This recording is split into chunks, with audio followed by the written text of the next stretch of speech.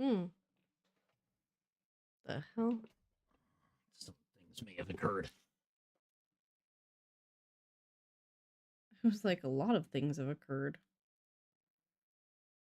That's really far down. No. Up. You should be able to see the logo. Right about there. That's pretty close. I wouldn't move it anymore. Because it would be like a micro adjustment, then you'd probably go too far. Yeah. We're professionals. We've been doing this for, Jesus, 10 years.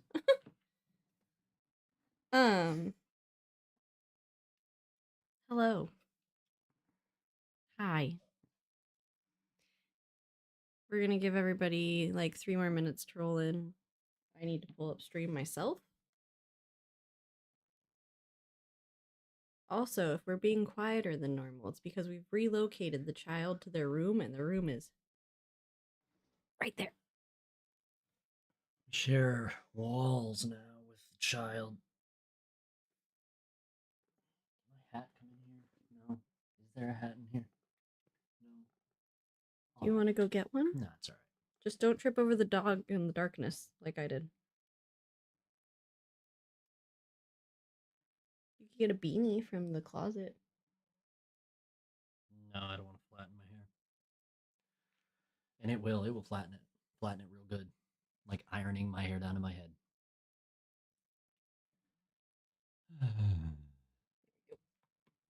I need my notes. I can't just set it over there tonight. I'm trying to like not be too loud or too quiet at the same time. Why are you making that face? This one's stinky, folks. I feel like I'm really far. But I have to be like here for the mic. You're just like really against the thing, and I just want to make sure that we're all in frame. It's these damn mats. Okay. Notes, that's what I was doing. I am a professional.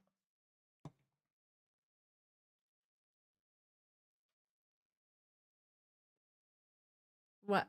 Why? Oh, they might be chatting. Nope. Thought it would help.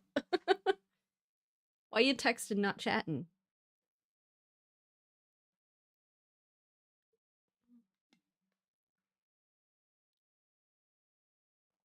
Also, I don't think it smells like cat food, but it does have a weird smell. It smells like cat food. It does. Yep. Can't believe Monica Bellucci was in this movie and I didn't even know. I think it's just because she's dating Tim Burton. I thought it was just a woman. Didn't recognize her even at all. You just thought it was a Which different is insane actress? because she's like not in like any like obscuring makeup or anything. Like she doesn't have prosthetics or anything. Like she's just got some staples. Pale makeup. Yeah, but it doesn't take away from the fact that it's definitively Monica Bellucci. And I was looking at it like, who is this person and why? And for what?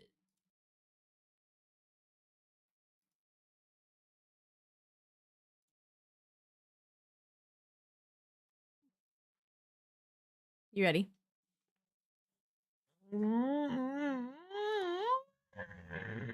Are you ready? Is chat ready? Is everyone ready? Ready? I have 40 notes, I think. Or no, I have 65 notes. I think I got like 20. I have 65 notes. I was holding a child for a lot of this movie, so was I, and I still have 65 notes. Well, you're better with one hand than I am. That's what she said.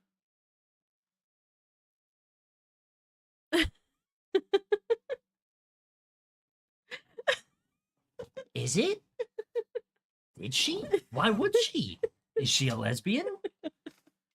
Is that what, like, does she just have really little hands? Is it more like a this type of, is like what kind of, you leaned into that's what she said, but didn't think before you leaned. It's like a bad railing on a cruise ship gave way and you fell overboard. You ready? Are you? Yeah. That's what she said. 3, 2, 1.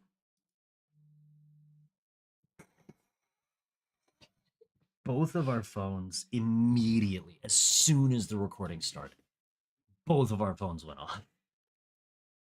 We will never have a clean intro into one of these things. And we're hundreds of episodes deep. Why would we?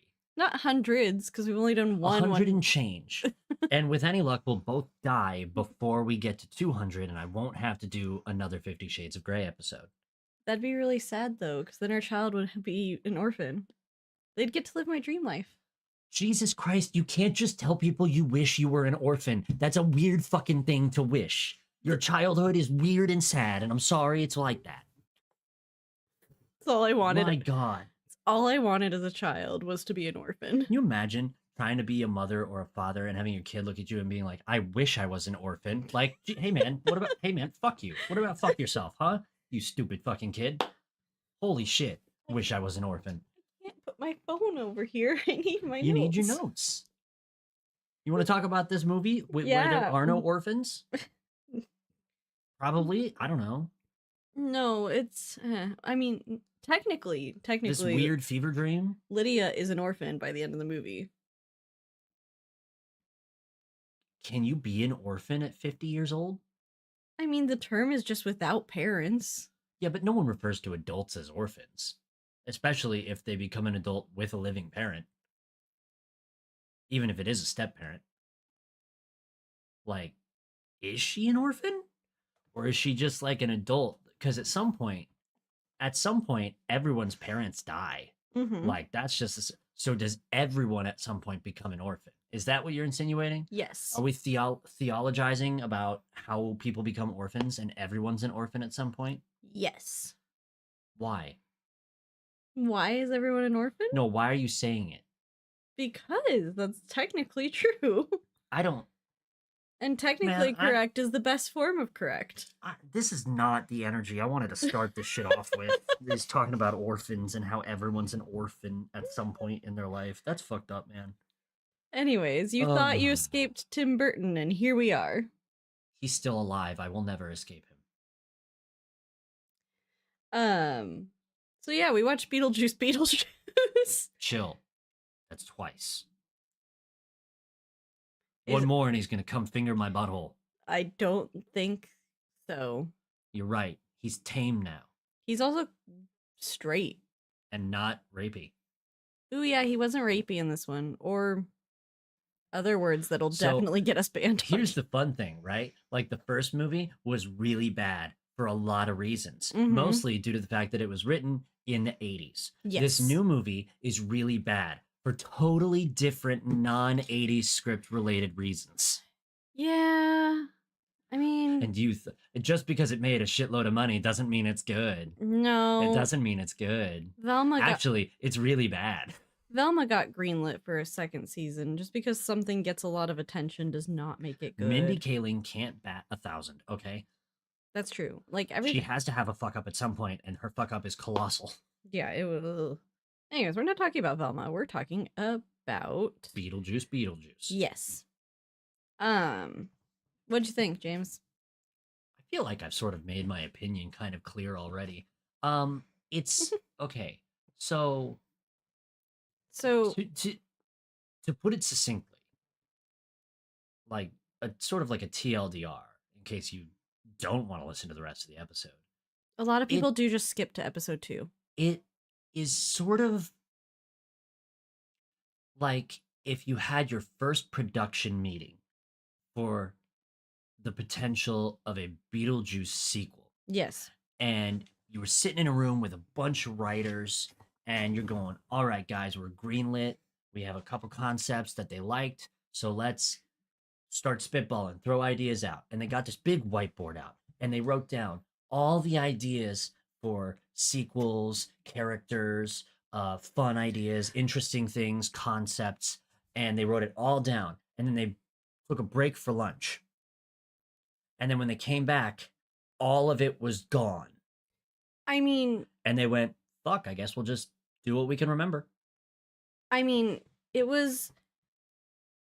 A little history on Beetlejuice. This thing has been supposed to get a sequel for like years, and they kept coming up with ideas, and then the ideas would fall through. And they'd keep coming up with ideas, and then the ideas would fall through. this feels like they just took all those failed ideas And made one and movie. made one entire movie. Here's the thing. This movie is an hour 45. It's too short. They opened up with enough plot lines for a 2.5 to 3 hour movie. And they probably could have done and explored all those plot lines over the course of 2.5 hours, 3 hours, and it would have been fine, right? Would have There's been okay. still a lot of There's a plot lot lines. going on. But instead, hour 45, right? That is 105 minutes. Let's take the last 10 minutes ish and scrap it. That's credits. So, what is that? 95 minutes. You have 95 minutes of screen time. The idea to minute ratio is fucking stupid. Like, there's 7 plot lines, and not one of them gets explored for more than 5 minutes. Like, at all. And to be fair, the movie is fast paced with ideas and so slow paced with Beetlejuice. If you recall the first movie, Michael Keaton's Beetlejuice is like a coked out pedophile. I don't think we can say that word. I mean, he is. Yeah. He's a demon, tries to get Yeah. a child bride. It's what it is. Bad movie. Bad fucking movie. And he spends the whole movie, it's joke, joke, joke, joke, line, joke, joke, joke. It's fast, it's punchy, and it's exactly like every fucking comedy out of the late 80s, early 90s where everyone was doing coke in Hollywood. Mhm. This movie, we've moved on. We're not doing coke in Hollywood anymore. We're doing Ozempic and we're doing heroin. So you know what our fucking dialogue is like? Slurry of nothing. And then he's so slow. There's not many jokes. He's a lot less pedophilic, which is nice. But like this movie is a nothing burger of 17 ideas. It's like if you made a hamburger, but you put everything in your fridge in the hamburger and you looked at it and you go, not appetizing. And see, I feel like they could have done a really good movie if they'd just pick like one of those plots to explore. Or heck, instead of doing a sequel, they could have like done a live action Beetlejuice show and make it like the old cartoon where Lydia and Beetlejuice team up a lot and just done that. And I feel like it still would have been better than what we got. It felt rushed. It felt They so speed through shit. Yeah. Like everything, all the plot lines are resolved within the last 30 minutes somehow. Yeah, you've got 95 minutes of movie and the last 30 are the resolution. Like the first act takes forever and sets up 17 things to do. The second act takes 4 minutes and 1,000 things happen.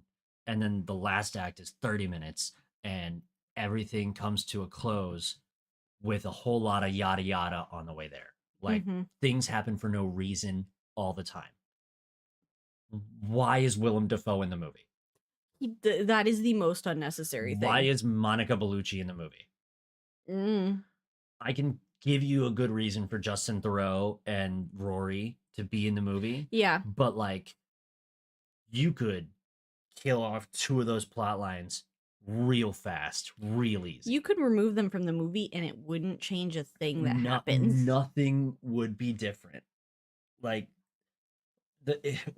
I tried to think about like how much screen time Willem Dafoe's actor turned cop, who's still just an actor, got on screen, and I think it's something like 7 or 8 minutes of screen time. I just don't understand that entire plot line. And it's it's sort of like the function of his character in this movie was to tell Beetlejuice about his ex-wife, which is also an unnecessary plot line. All right, let's get into the weeds on the notes. Yeah, because we could just sit here talking rounds about this forever. There are some things that I did like a lot, and there's some things that I wish I could like find Tim Burton and just grab him by the collar and be like, "You're getting dumber the older you get." Yeah. I hate to admit that too, but we also have a sequel for Alice in Wonderland that we really didn't need, so um we open the exact same way that we opened the first movie, except it felt longer. I'm pretty sure it was longer than the original opening where we fly through the model, which is funny because they don't need to pad for screen time. Like, I think it's interesting too because like we've become desensitized to doing opening credits in mm-hmm. movies anymore. Like we the majority of movies that you see come out of Hollywood anymore are like we skip opening credits and we just jump into the action. But Yes, like credit where it's due, Tim Burton's always been sort of an old soul when it comes to doing his movies. So he does a lot of opening credit sequences. And that's something that came out of like filmmaking from the beginning of film through to like the 90s is I think when it started dying off. So like it's kind of a relic of the past, but it's still like it's I don't also know, I like it, but I agree it felt a little long. it's also very much like his staple now. Like he's one of the only people that does it now, and it's always It's true. some opening like that, like close up on stuff, really invested in like the minute details of one thing, and then opening into the movie. Like for Willy Wonka, it's like the chocolate being made. For Sweeney Todd, it's the blood dripping down the chair. Like there's he just really loves those really small detailist or detail focused opening numbers. So, um then we open or we get to see Lydia and what Lydia's been doing after a very long opening with the model. We get to see what Lydia's doing, and Lydia is hosting a TV show with a live studio audience called Ghost House, where she uses her psychic powers that she's had apparently the whole time and goes to people's houses and like meets the ghosts in their house. And apparently she can see like ghosts everywhere. Again, I guess that would explain like her stuff in the first movie, but also it feels it doesn't feel it just feels like it cheapens her whole experience in the first one by just being like, oh, she just had psychic powers. But anyways,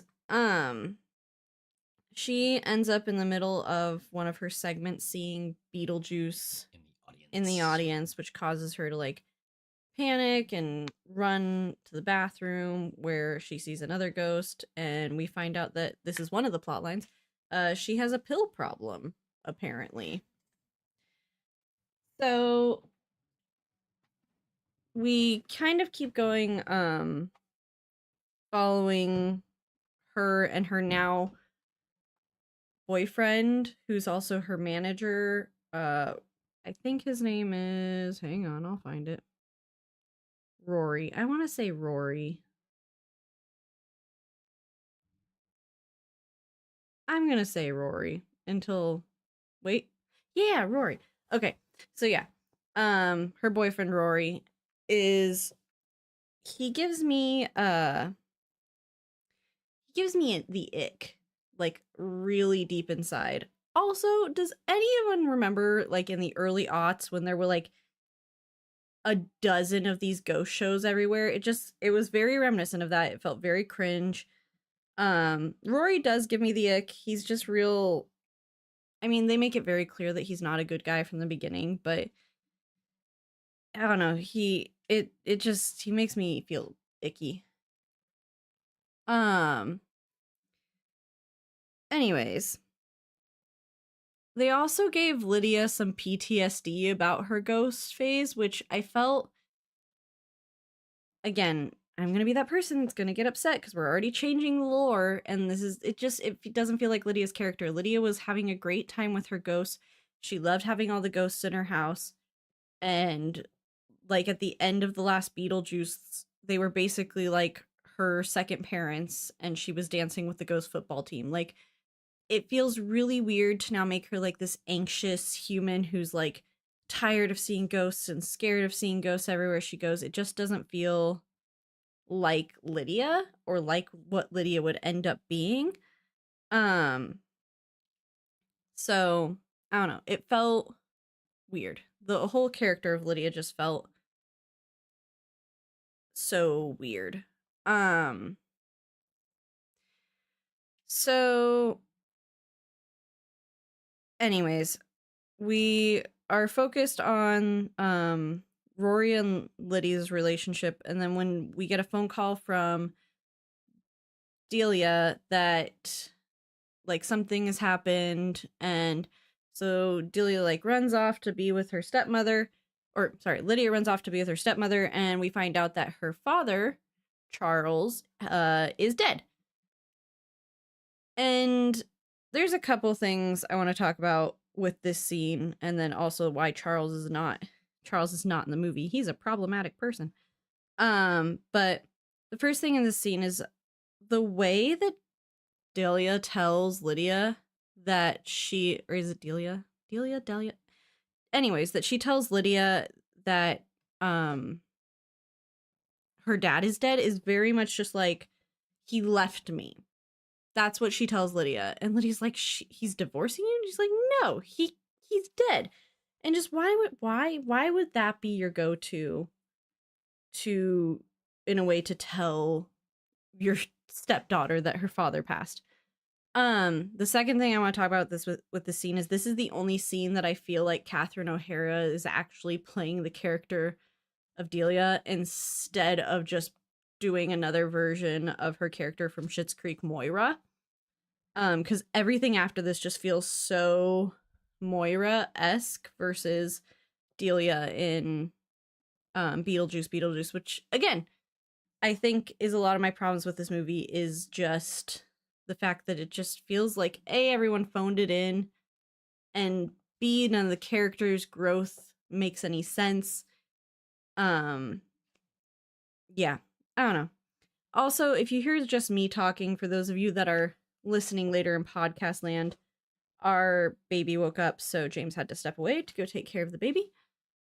Which is why I have been talking for most of this time. He will be back. But anyways, so we then take Delia and Lydia have to go pick up Lydia's daughter, Astrid, from school. And there is a really funny haha moment where we see Astrid's phone because Lydia's trying to call her, and it says alleged mother on there. And James and I both had a really good laugh about that. There are some really good, funny moments in this movie, and that's one of them. So her mom keeps calling. We find out that she's getting bullied at school because of course she is. And this Astrid is played by Jenna Ortega, who's Tim Burton's new member into his tiny little cult. She plays Wednesday, which is another Tim Burton thing on Netflix, and she basically plays the same exact character in this movie. Just a misunderstood girl who's a little bit goth and all this stuff. So we see that Astrid's being bullied, and then her mom and her grandmother show up, and we do see a very Moira performance from Catherine O'Hara. And then we kind of speed up time, and we end up at the house from the first movie. And I believe it's the day of the funeral. I don't think we end up there beforehand. But anyways, we are back at the original house in the original town from the first Beetlejuice movie. I'm catching up on my notes. Oh, I also skipped over when they are telling the story of how Charles dies. We get this really drastic change in style. Like we go from live action to this claymation early 90s like sequence of how Charles dies. And I know it's because the original actor is problematic. He's a real life pedophile. So he is not going to be in this movie, and that's totally 100% the correct move. But because of that, we get this weird claymation sequence that's very jarring just out of nowhere. It really just felt like Tim Burton wanted to do stop motion and he was gonna shove it in somewhere. But yeah, so we also see someone else die. It was the artist that was working with Catherine O'Hara's character. And this is again another issue where we're changing the lore of how the afterlife works. Is we see someone die and he just ends up in the hallways of the afterlife, and that's not necessarily how we've established the lore of people dying in Beetlejuice like at all. Ooh, James came back and hurt his toe. My ankle bones. Ooh, ankle, even worse. My ankle bones are broken. It's like taking a razor scooter to the ankle. It's like that, only it was me and I kicked my chair with my ankle bones. Welcome back. The child needed me. Apologize. I jumped around a little bit, so now I'm back talking about the stuff that happened with the janitor and Danny DeVito's brief cameo. Yeah. And Monica Bellucci's appearance. Yeah, and the most unrealistic CGI I've ever seen in my entire life, other than like DCOMs. Okay, it's not that bad. It's so not It's good. not good, but it's not that bad. It felt like AI. No. It like my brain did not like it, and if it's like that, like, what's the word? Disjointed, that like my brain can really pick up on it, it's bad CGI. Period. The end. All right, you're the end all be all of CGI. I am. Thank you.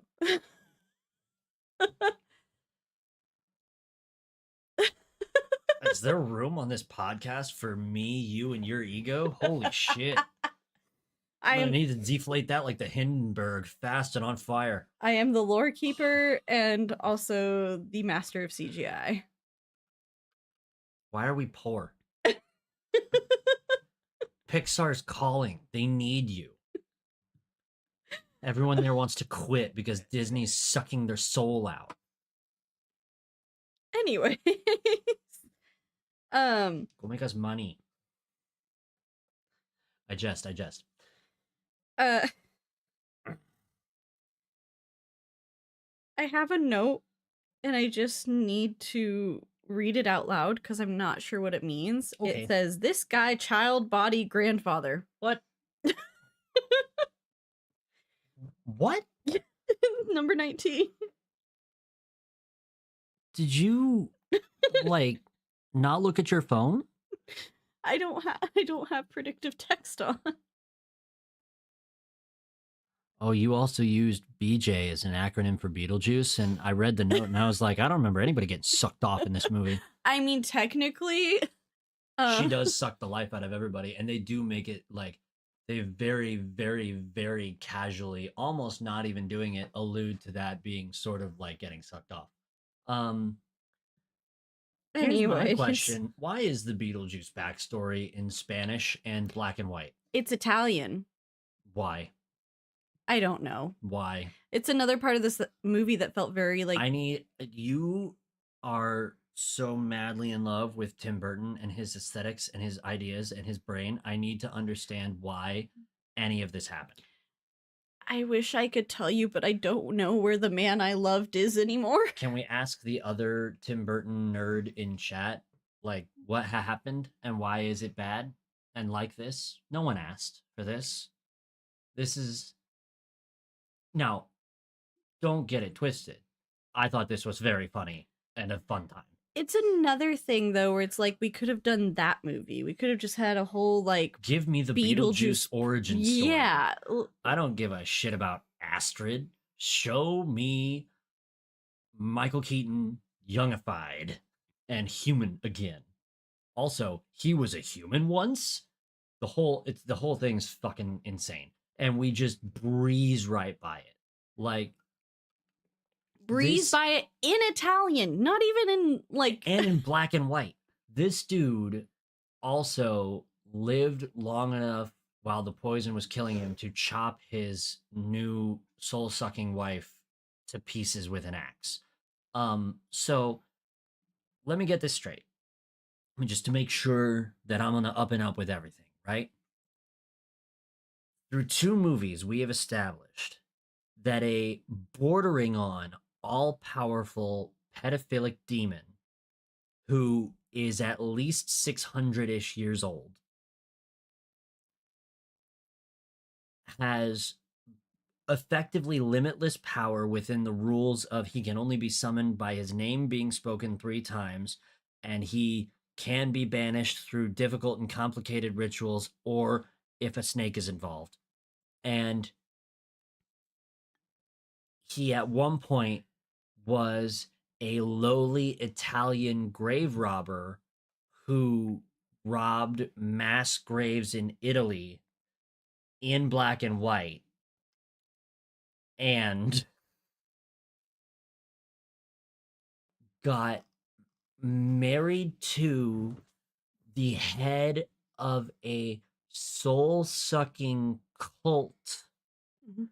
who then poisoned him after a night of what can only be described as horrifying to think about sex. But it didn't take right away, so he cut her up into pieces with an axe, and she did not fight back. And then he became that all powerful demon creature who would go on to lust after a, what was she, 15 years? 17. 17-year-old? Mhm. Still a kid. 17-year-old. Trick her into becoming a child bride. Then get banished into the ether only to come back as an office manager of Shrunken Head Bob clones.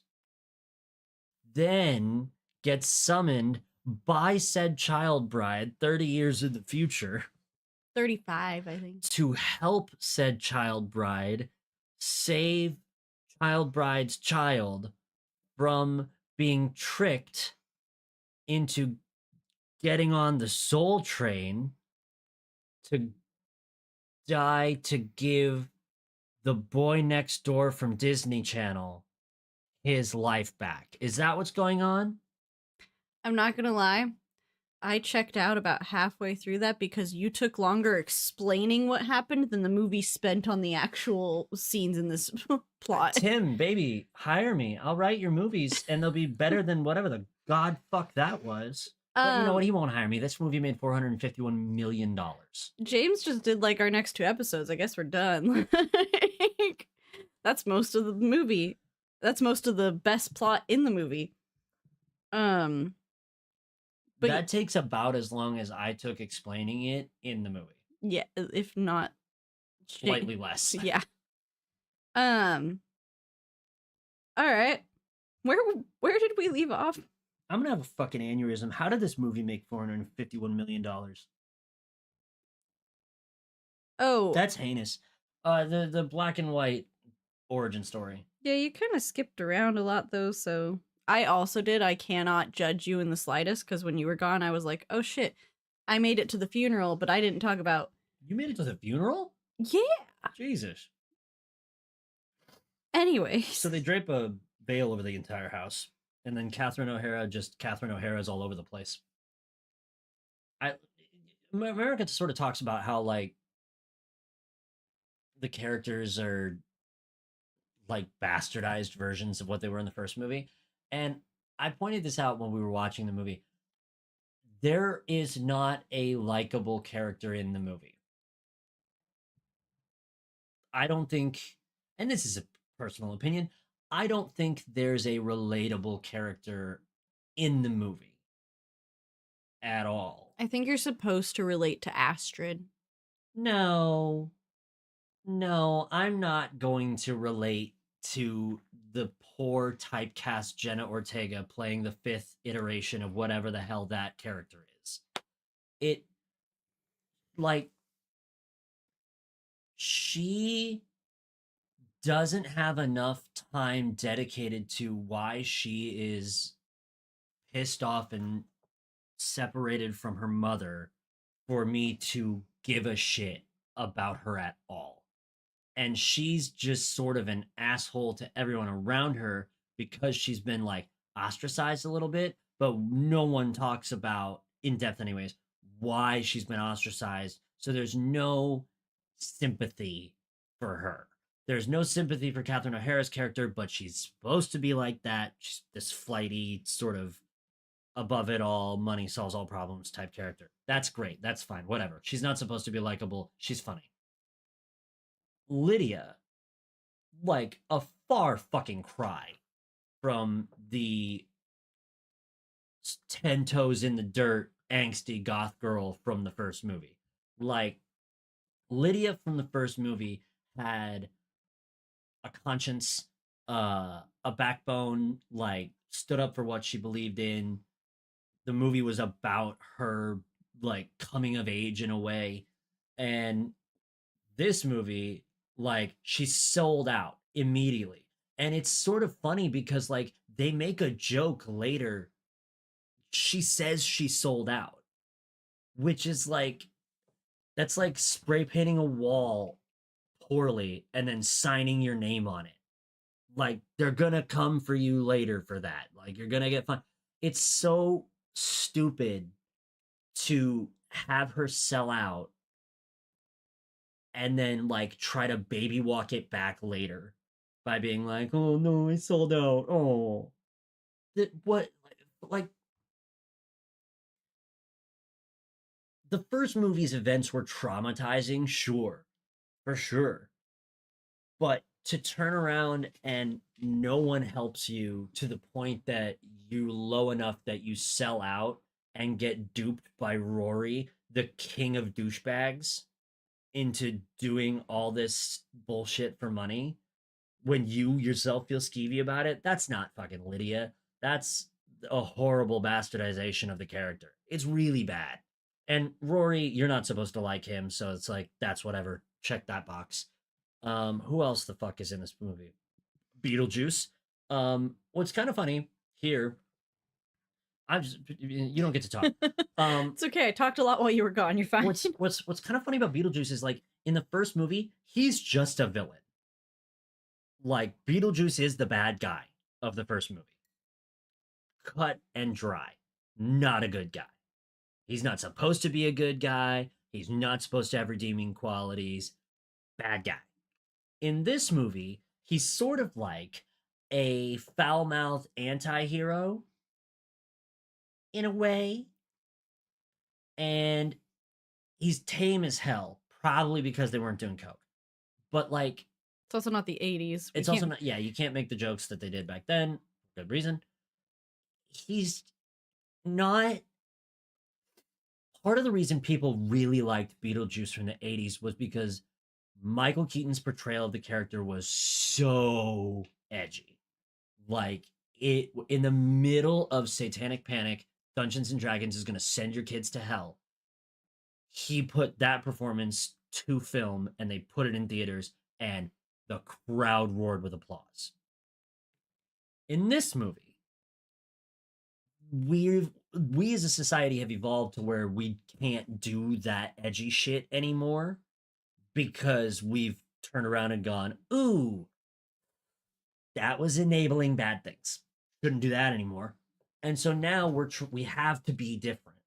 And in the effort to be different, you have to do this character differently, but you can't just have him be the bad guy anymore. So what do? Well, he has to be the anti-hero. He can't be a good guy. He's a demon, for crying out loud.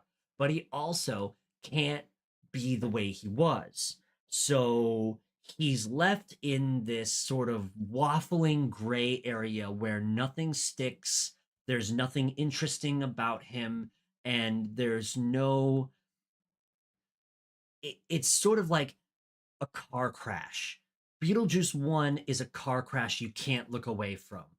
Beetlejuice 2 is like trying to give a shit about bumper cars. Why?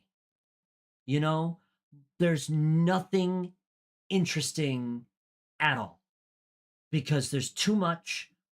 There's not enough to like glue to. and the characters aren't relatable or interesting or even the same as they were before. It's I'm trying to I'm trying to do something difficult because I really didn't like the first Beetlejuice because it was so aggressively egregious to me and my sensibilities.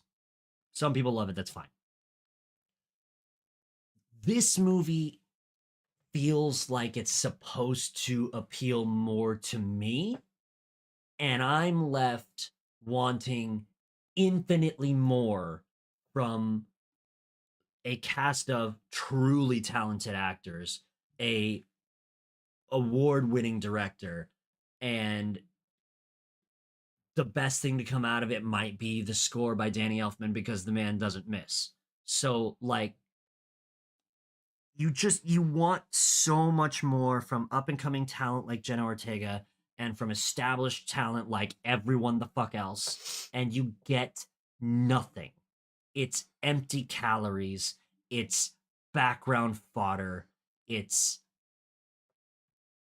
they lean so hard on nostalgia to make it worthwhile that that's all there is. It's a dusty, mummified version of itself, and it's boring and uninspired.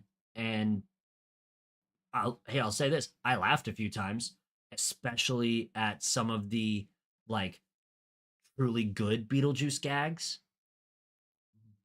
Also, the home, home, home gag, which is so stupid. It's also not how that works. It comes out of nowhere.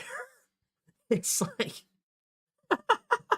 I'll talk about that. Doesn't make any sense. I'll talk about that when we get there, but I'm gonna have this movie is so frustrating because you want it to be so good, especially since it made so much money. And critics and the cult following fucking love it. I didn't. I'm part of the cult and I didn't. But like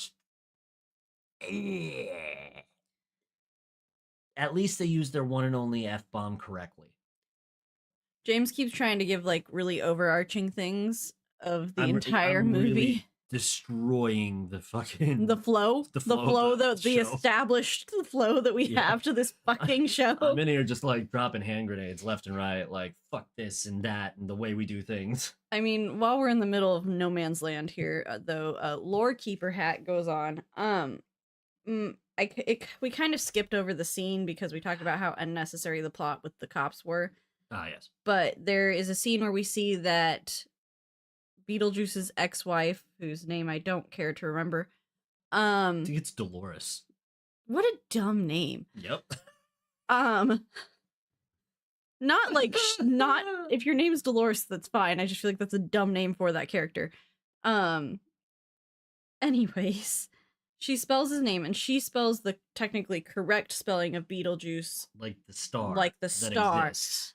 However, in this series, in this universe, the demon Beetlejuice has always spelled his name as the bug and then the beverage, and never once done the B-E-T-E, the Beetlegeist spelling the of German it. spelling. Yeah, that's not how he spells his name. It's not how he's ever spelled his name. He has a fucking neon sign with it written on there.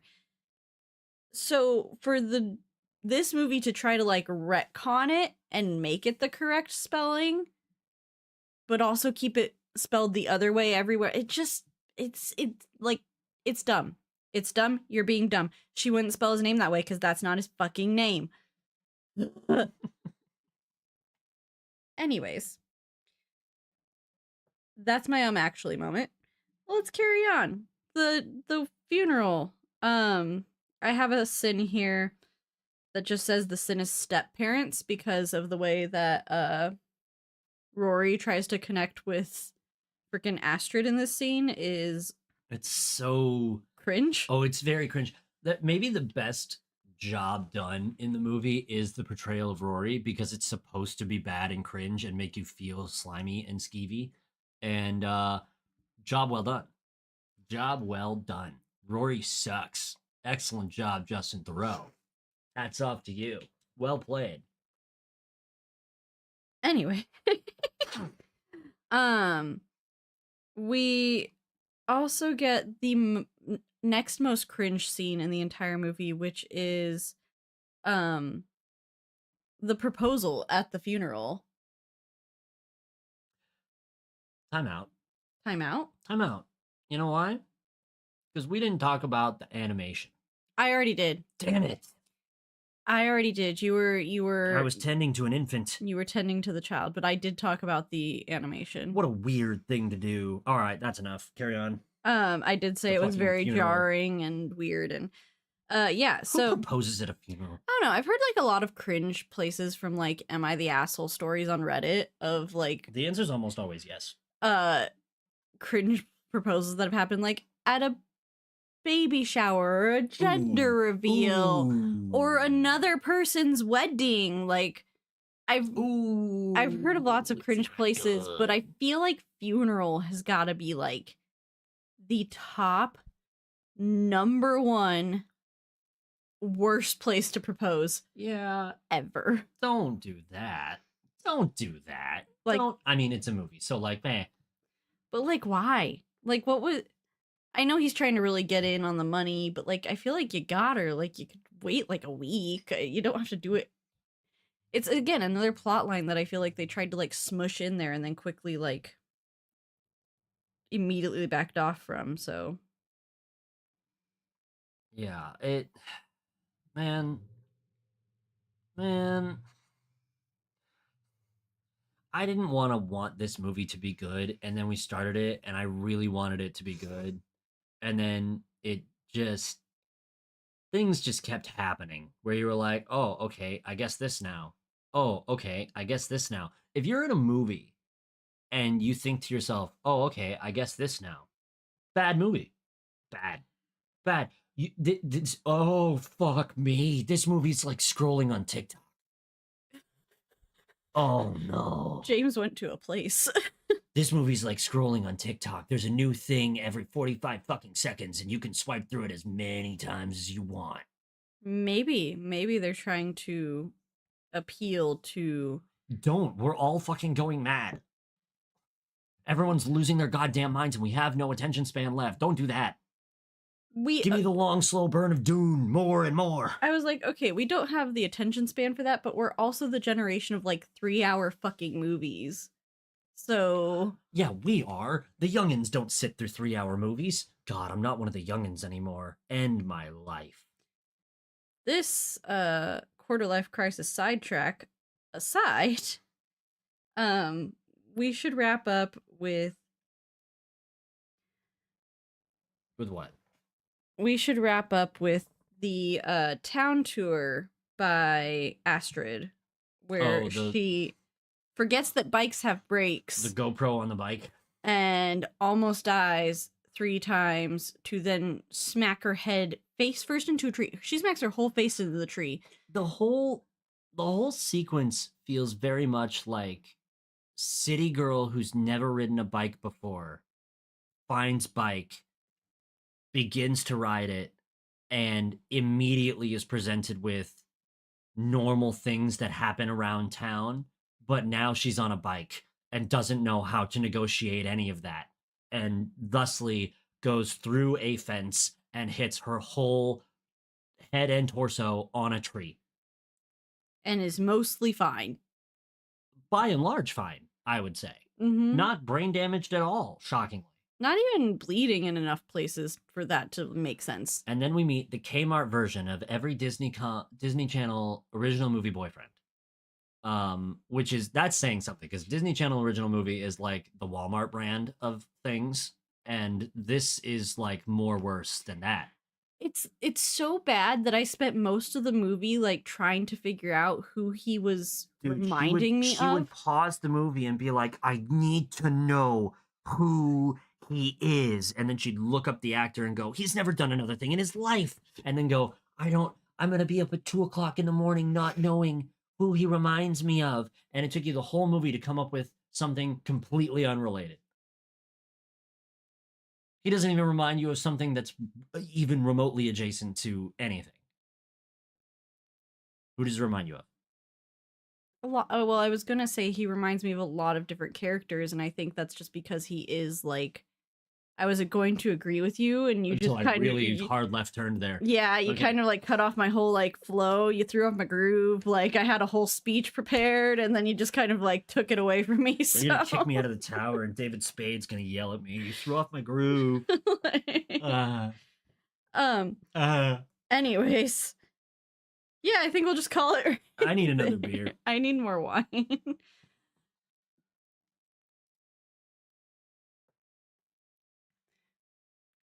Threw off my Who groove. spells Dolores? Delores. Dolores Lefebvre. Ex-wife stapled.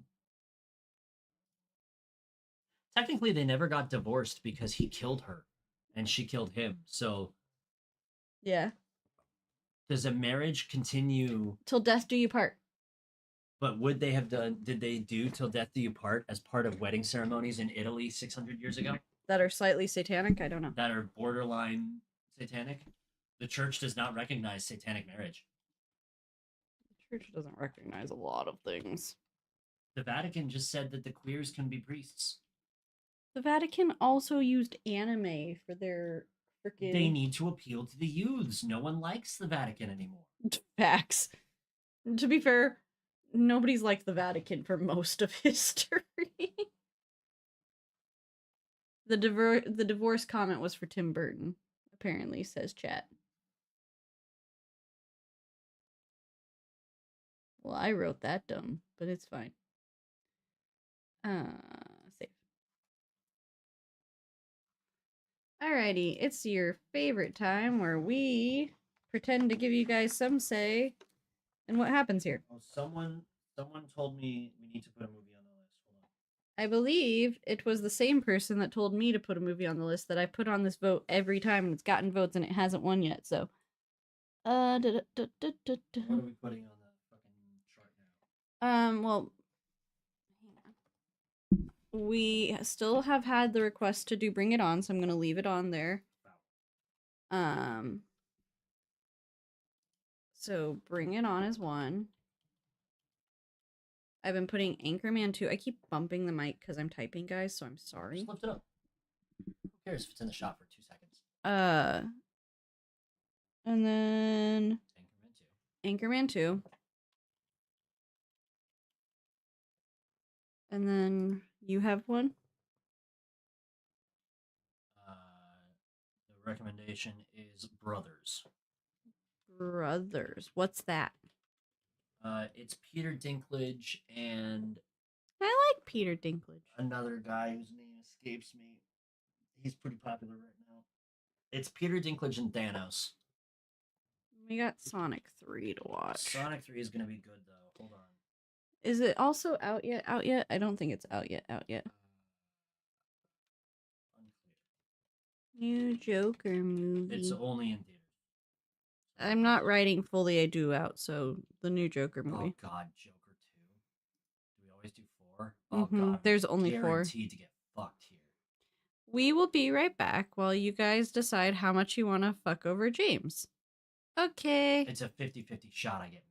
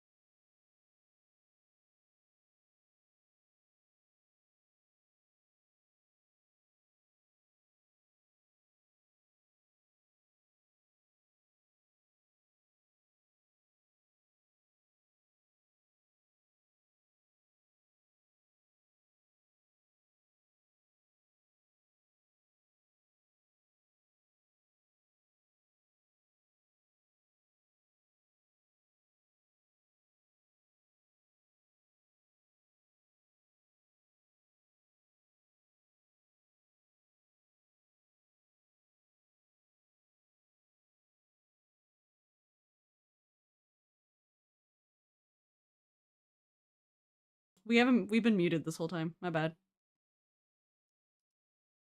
We were just chatting about your guys' three-way tie. And then trying to see if we can, because Green Gorilla is absent, which is strange for him. But that's our deciding vote right there. So, I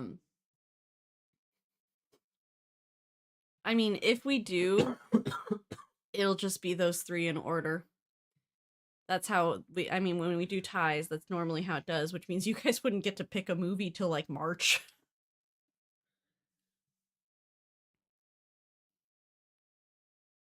Here's the thing, fuckers.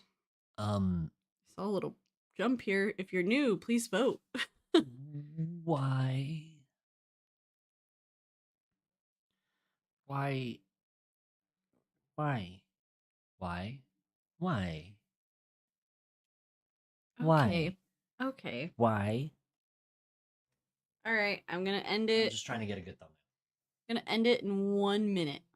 1 minute. You're gonna give us a whole minute? This is my new chair. My wife got me a new chair for Christmas because I keep breaking all the other ones. That is true. This is James's 4th chair that I have purchased for him. Only one of them has been broken in rage. The rest are broken because I don't know how to sit like a human.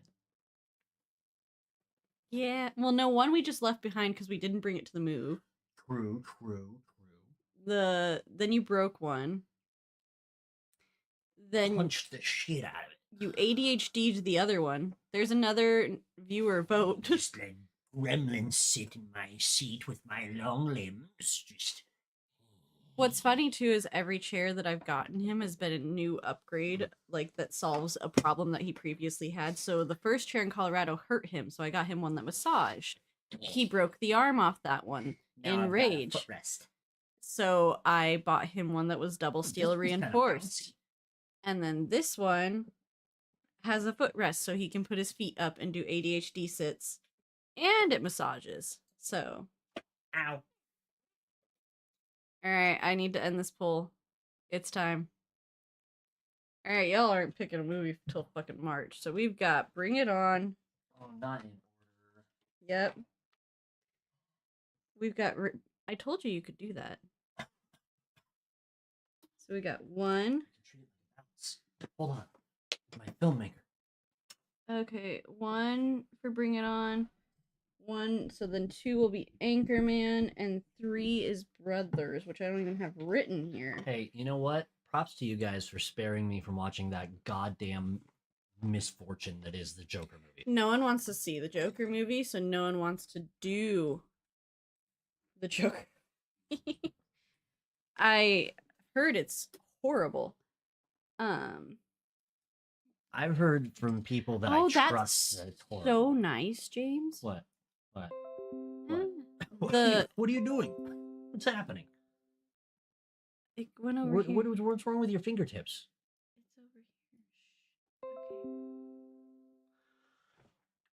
It's over here. Why are you holding the mouse like that? I don't know. Put your finger where the fingers go. I'm trying to just get it adjusted back because I bumped it when I was moving. Why is this? Put that there. No, I heavy-handed.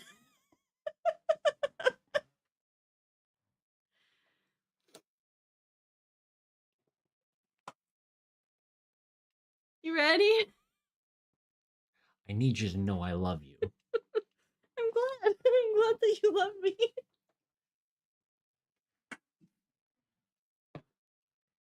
Oh, hey, a muted coaster. Christ.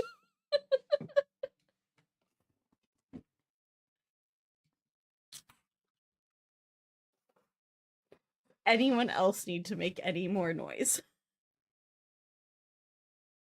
You? No. Okay. I tried to summon a burp or a fart and I got nothing. The child was also quiet, and so was the dog. Should we talk about the weird Beetlejuice baby? Oh God, I forgot about that. I've already started blocking out parts of this movie. All right. I wonder if I could do a Beetlejuice impression for the intro. 3, please. I don't know if I want you to or not. 3, 2, 1. Are you sure you don't want me to? That was really good. All Michael Keaton does is act like he smoked a shitload of cigarettes. All right, you know what? Fair. James is really good at impressions, though. That was James. I didn't know if it was going to be good when I started it, but here we are. It's drifting out. You gotta. Mm. That's James. I'm America. We're reviewing Beetlejuice because I don't even think we did an intro of any kind last time. Christ, no. This is CityWavesCinema, Part 2. Welcome to shitting on my own movie. Let me find where we left off, because that, as per usual in this show, we jumped all over the plot, especially James, but... Christ, who directed this flick? An old man, thrice divorced? Oh yeah, Astrid whacked her face in, that's right.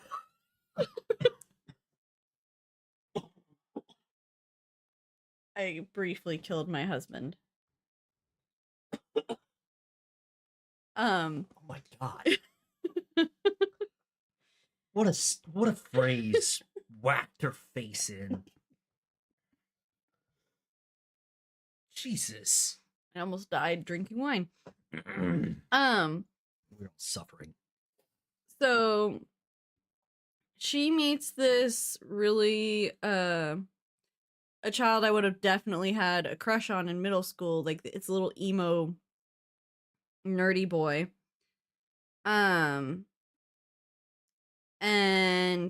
it is at this point that I need to note, I had a request by someone in this house to put in my notes. My child accidentally, with his toes, typed bad into my notes. So we just left it. So that is their judgment on this movie, and I felt the need to include it now, because that's when it came up.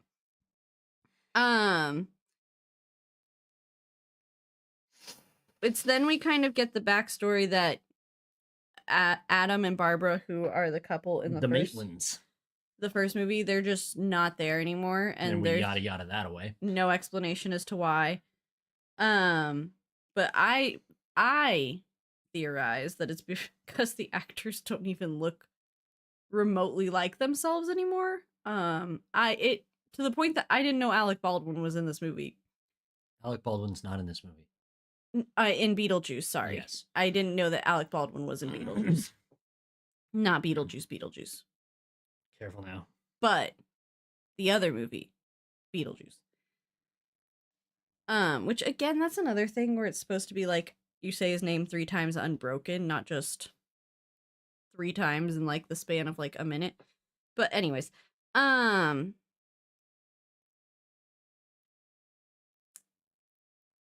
just like I'm have a stroke? No. Okay. I'm trying to find where we are in the plot. Thank you. Okay. Well, we get a young adult romance that started from Dostoevsky. And dialogue that was like he got opened from a can. Oh yeah, because that's where we find out that he has a copy of the book, the recently deceased. No. Yeah. Do they go into his house then? Yeah. Okay. Yes. Okay. So, okay, hold on. Do they? Well, okay, because we were just talking about how they were up in the attic and Astrid was looking at the book. So this is a different day. Astrid was looking at the book and Lydia was talking about how Adam and Barbara aren't there anymore. Yes. And then they get the flyer. I believe that's when they get the flyer for Beetlejuice, and then she like I think goes back and sees the kid before they have the date. She storms off. It's like 2 days before Halloween. She storms off. Oh no, it's like it's the day before Halloween. She storms off to go hang out with Jeremy Bearimy, and don't you dare forsake that name all like that. Don't you dare invoke Jeremy Bearimy. So she goes out to hang out with him, and they go inside and breeze past his parents, and it's the first indication. James called it from so far away. Yeah, I did. Look, sometimes when you watch a lot of movies and you got a degree about making movies and you've written scripts before, you watch a movie and you go, oh, they're all dead. So what happened was, uh, what's her fucking name? Astrid and Jeremy go in the house and they go up to uh either they go into the basement or they go up to Jeremy's They go up room. to Jeremy's room. Okay, so they go upstairs and they're hanging out up there, and Jeremy talks about how he found this book At a garage at a sale. garage sale, and it's the book for the recently deceased, which was in the first movie. It's established that the only way this book exists is if you're dead. It's not a book that just pops into existence and lives on library shelves. It's a book that appears to you when you are dead, right? So on the way into the house and up to the room, we breeze past his parents. You don't see either of their faces. So from the jump, I look at that and I go, okay, one of two things. Both his parents are dead, or they're guest cameos that we're going to get a reveal of later. And then they're upstairs. He whips out the book and he's like, found this at a garage sale. And I was like, oh, it's like that fucking little clip from Once Upon a Time in Hollywood where Leo DiCaprio whistles and points at the screen. He goes, up, up, up, up. And he's pointing at the fucking movie screen. And I was like, hey, he's fucking dead. That guy, he's dead. He's got the book that you only have when you're dead. That's the guy. So I called that plot twist from the moment they accidentally teased it too hard. We then get the start of yet another plot line in the middle of our young adult love story, which is Lydia is unable or unwilling to see her dead husband, which is a problem for her daughter who misses her dad a lot. Yeah, but she also doesn't believe that ghosts exist, so I think it's part of the reason that she starts saying that is because she's hurt that her mom won't or can't see her father. Then she's just like, so you're a liar, you're a fraud, you talk about seeing ghosts all the time but you can't see dad. I think that's what starts that whole little tiff off. It is a moment though with Delia and Lydia on the porch that is so fucking funny because Delia looks at Lydia and is like, since when are you a little bitch? Grow your fucking little goth spine back. Mm-hmm. And it's like, it's moments like that where you look at this movie and you go, is it good? Because it's like, that's what you, the audience, wants to think. Is like, Lydia's sold out and you're mad at her for that. And then a character looks at Lydia and goes, you sold out and that makes you a little shit. Stop that. And you go, oh, yes, that's what we were looking for. And then it goes back to being trash again. So it's like a roller coaster a little bit.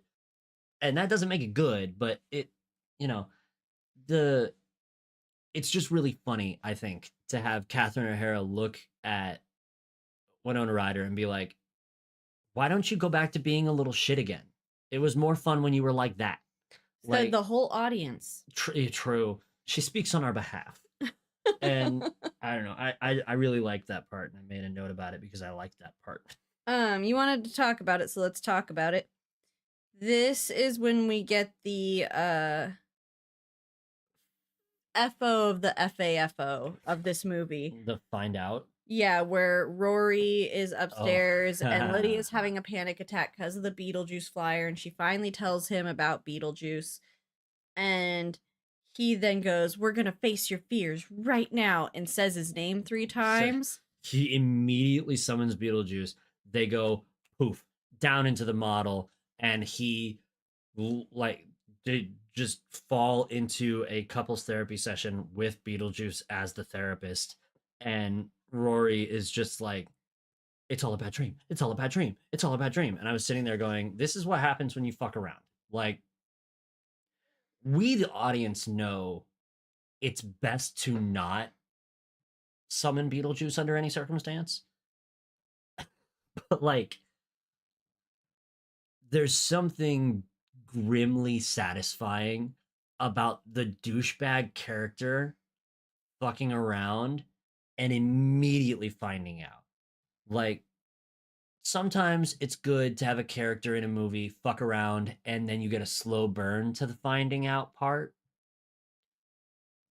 This was like instant karma. Like in It, when the bullies carve the name into that kid's stomach.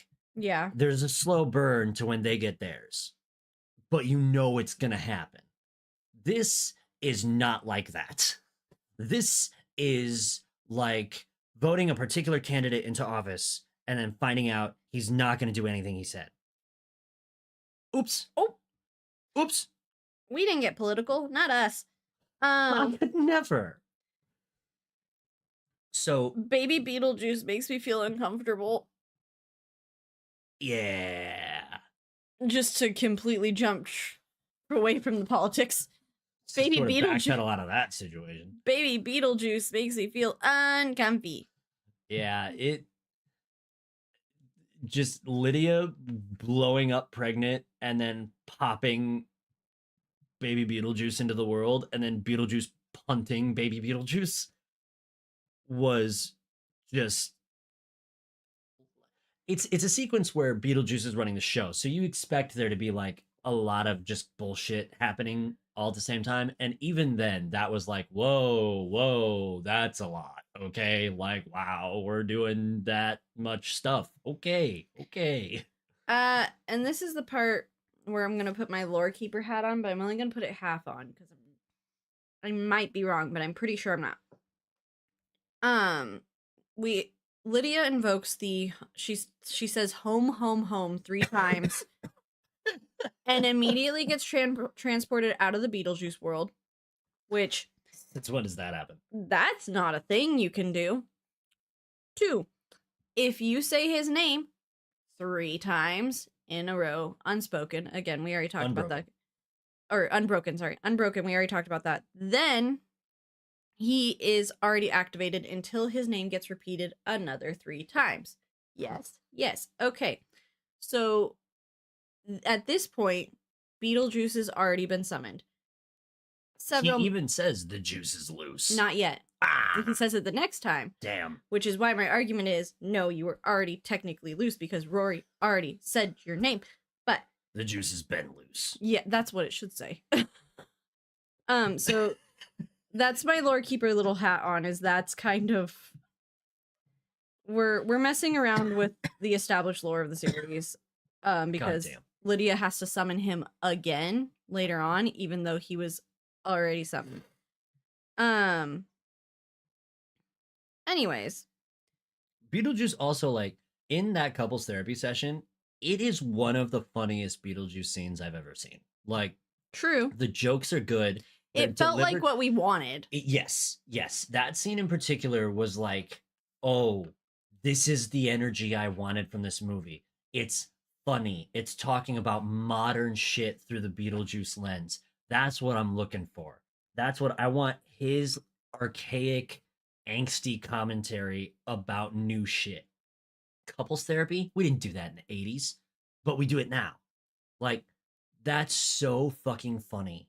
And the way he's in the sweater and he's like, I'm putting in the work. Like, it's just so good. And it makes you like wish that the whole movie was like this scene, but it's only this scene that's like this scene, unfortunately. Tragic. Yes. So it's then that we have date night. Yep.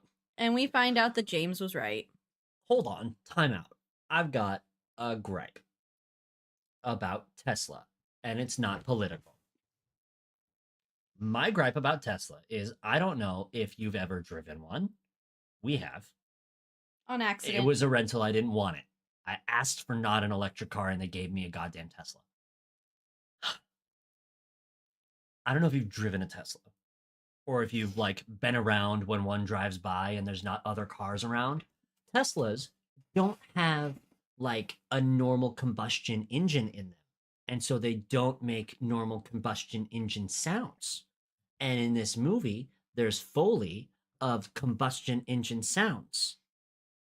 Also, in case you aren't familiar with the intricacies of the Tesla braking system, the brakes are kind of placebo in a way. If you release the gas, the car stops. Like it slows and stops, right? So the Lydia drives a Tesla, and throughout the movie, it happens a couple times, but she's driving the Tesla and she's driving her daughter to date night, and the car in every like shot it's in just makes normal car sounds, and that's not how Teslas work. And you would think like people in California where Teslas are very popular, where EVs in general are very popular, like you would know not to do that dumb shit, but they went and did it anyway, probably because the producer was like, why doesn't the car make noise? Stupid, stupid behavior. So, date night. Now, oh, Lordy, so much. There's just so much. Astrid and Jeremy go up to the room again, and Jeremy is like, he goes to make his move, and he's like, it feels like it's like the guy with his hands in his pockets and he just like doesn't know how to like act or talk. He's like, I don't know, we could just like hang out up here if you want. Like, well, if you want to. It,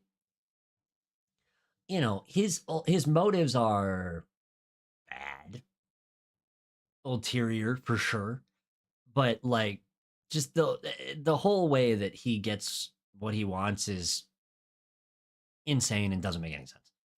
So either way, uh he and Astrid kiss for a minute and they get into it a little bit, sort of like sucking on each other's molars.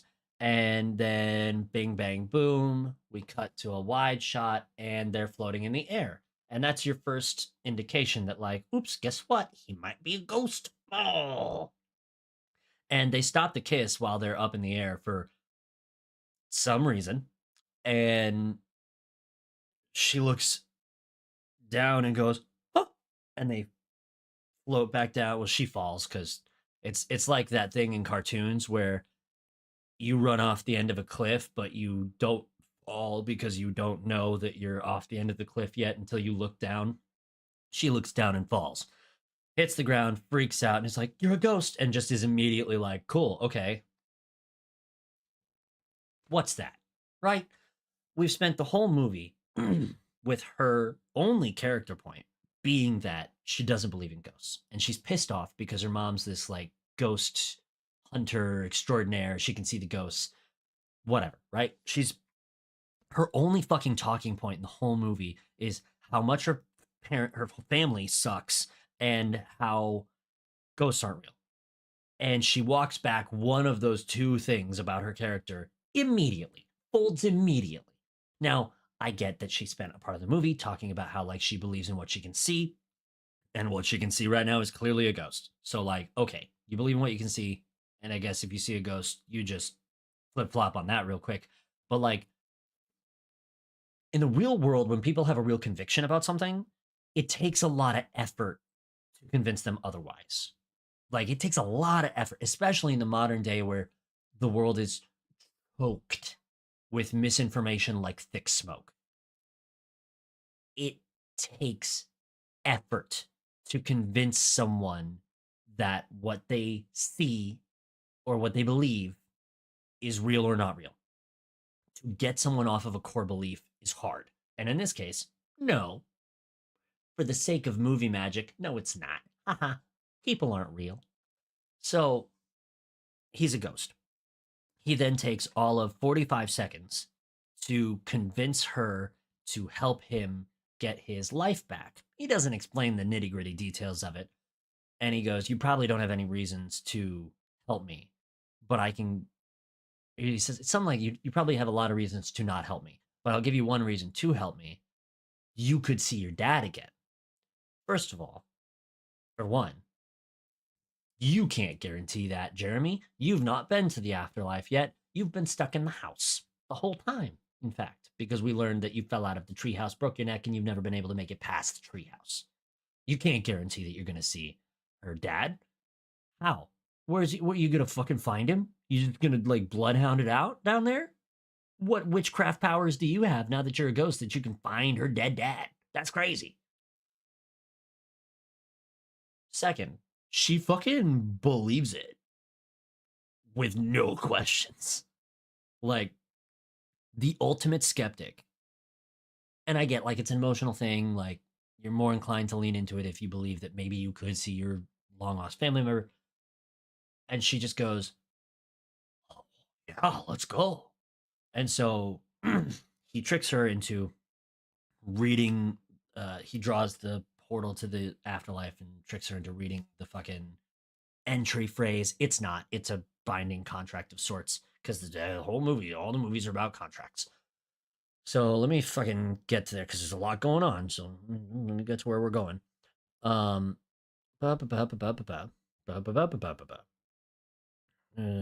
Okay.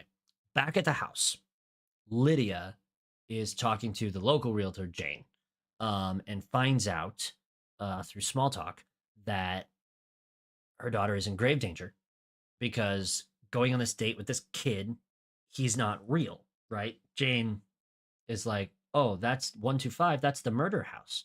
That's where Jeremy, a kid who's died 23 years ago, killed his parents. And then when the police tried to get him out of his treehouse, he fell and broke his neck, died instantly. Lydia freaks out, as she is one to do. So she hauls ass back down there in the Tesla that makes noise. And well, she doesn't actually haul ass back down there. Well, yeah, no, she does. She hauls ass back down there and gets there just in time to see Jeremy and Astrid go through the door. Doesn't stop them.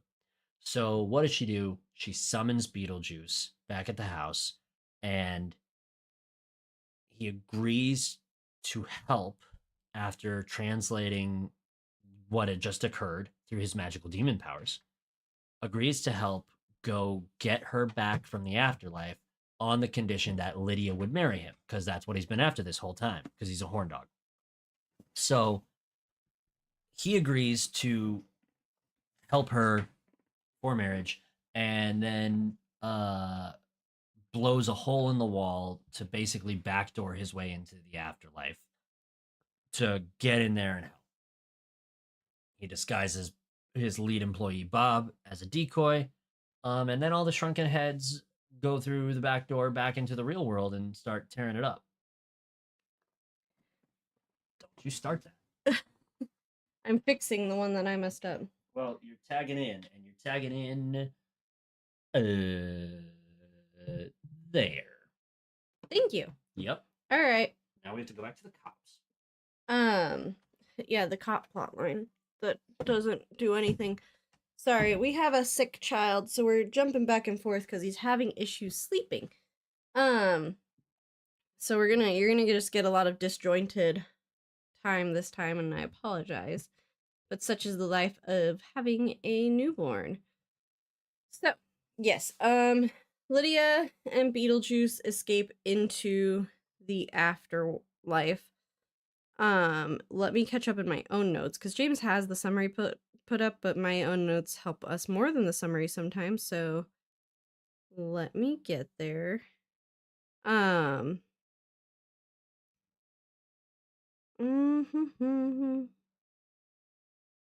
It's at this point that I would like to point out that James and I had a theory for a little bit. We just entered the afterworld with Lydia and Beetlejuice, and I will remember that's where we are. But James and I had a theory for a little while throughout this movie that Astrid was also dead. Because we thought that maybe when she hit the tree, she actually died, which is why she could see the ghosts, and no one would be any the wiser because Lydia can see ghosts and all this stuff. So we had a little bit for a while that Astrid was dead, and I would like to point out that if that was the case, I would have forgiven this movie everything. That would have been such a cool plot line. Like, even with the like soul exchange that her and Jeremy do, like getting if they got to the point that they were about to like transition trains and they were like, well, we can't, she's already dead. You can't have a dead soul and return to life.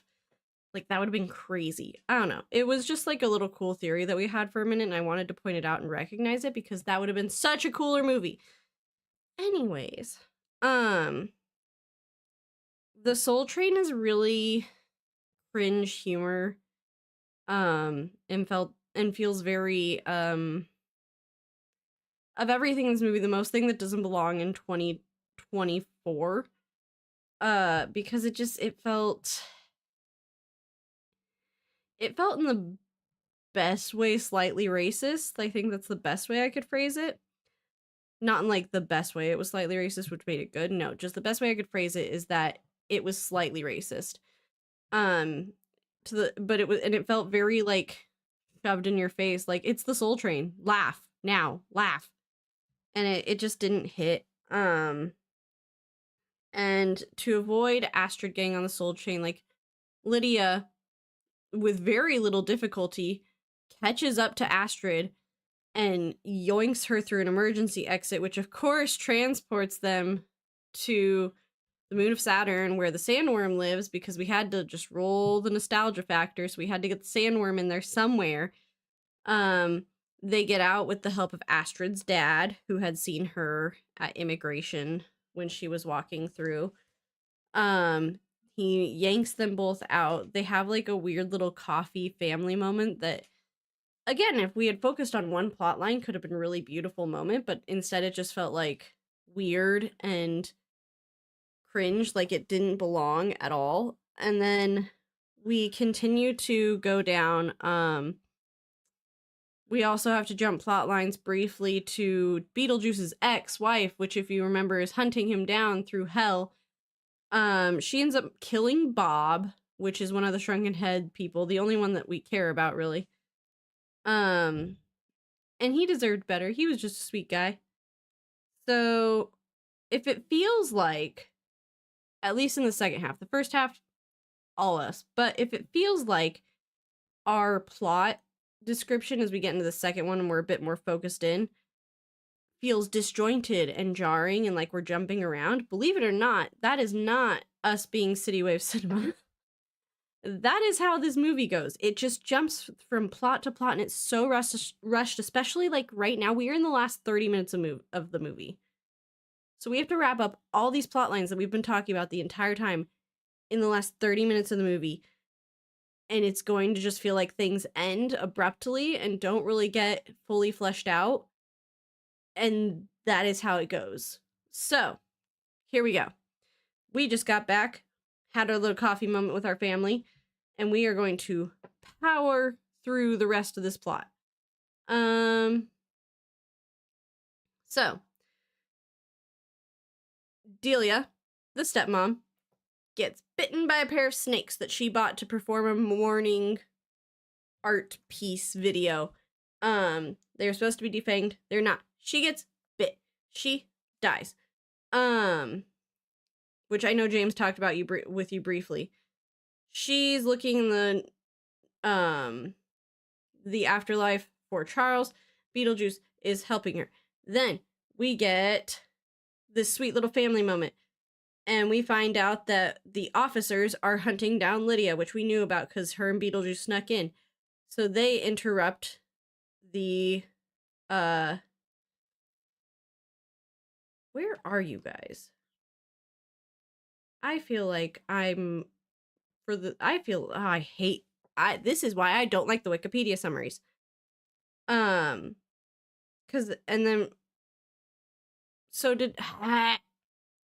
This is also what happens when we're both not in the room when we're recording. I apologize. All right. I backtracked a lot, and I'm sorry, because I didn't really see where James had left off. I'm with it now. We're all here. We're doing this together. So the marriage between Beetlejuice and Lydia and the officers come in. That's where we left off. I'm so sorry. I feel like we should just delete this episode. But we're here. We're not. Bleh. Okay. It also doesn't help that I stopped taking notes at the end of the movie. This is a hot mess. Dolores crashes the wedding. Wolf and his officers crash the wedding. The sandworm gets summoned by Astrid, who eats Dolores and Rory. And we also find out that the contract between Beetlejuice and Lydia is technically void because Beetlejuice broke 699 clause whatever of the afterlife rules, and so now he broke the law, so now his contract with Lydia gets yada yada'd away, which Astrid just has all this knowledge about, even though she's only really looked at the book for like a handful of seconds. Wolf takes Delia back to the underworld, and she says farewell to Lydia and Astrid.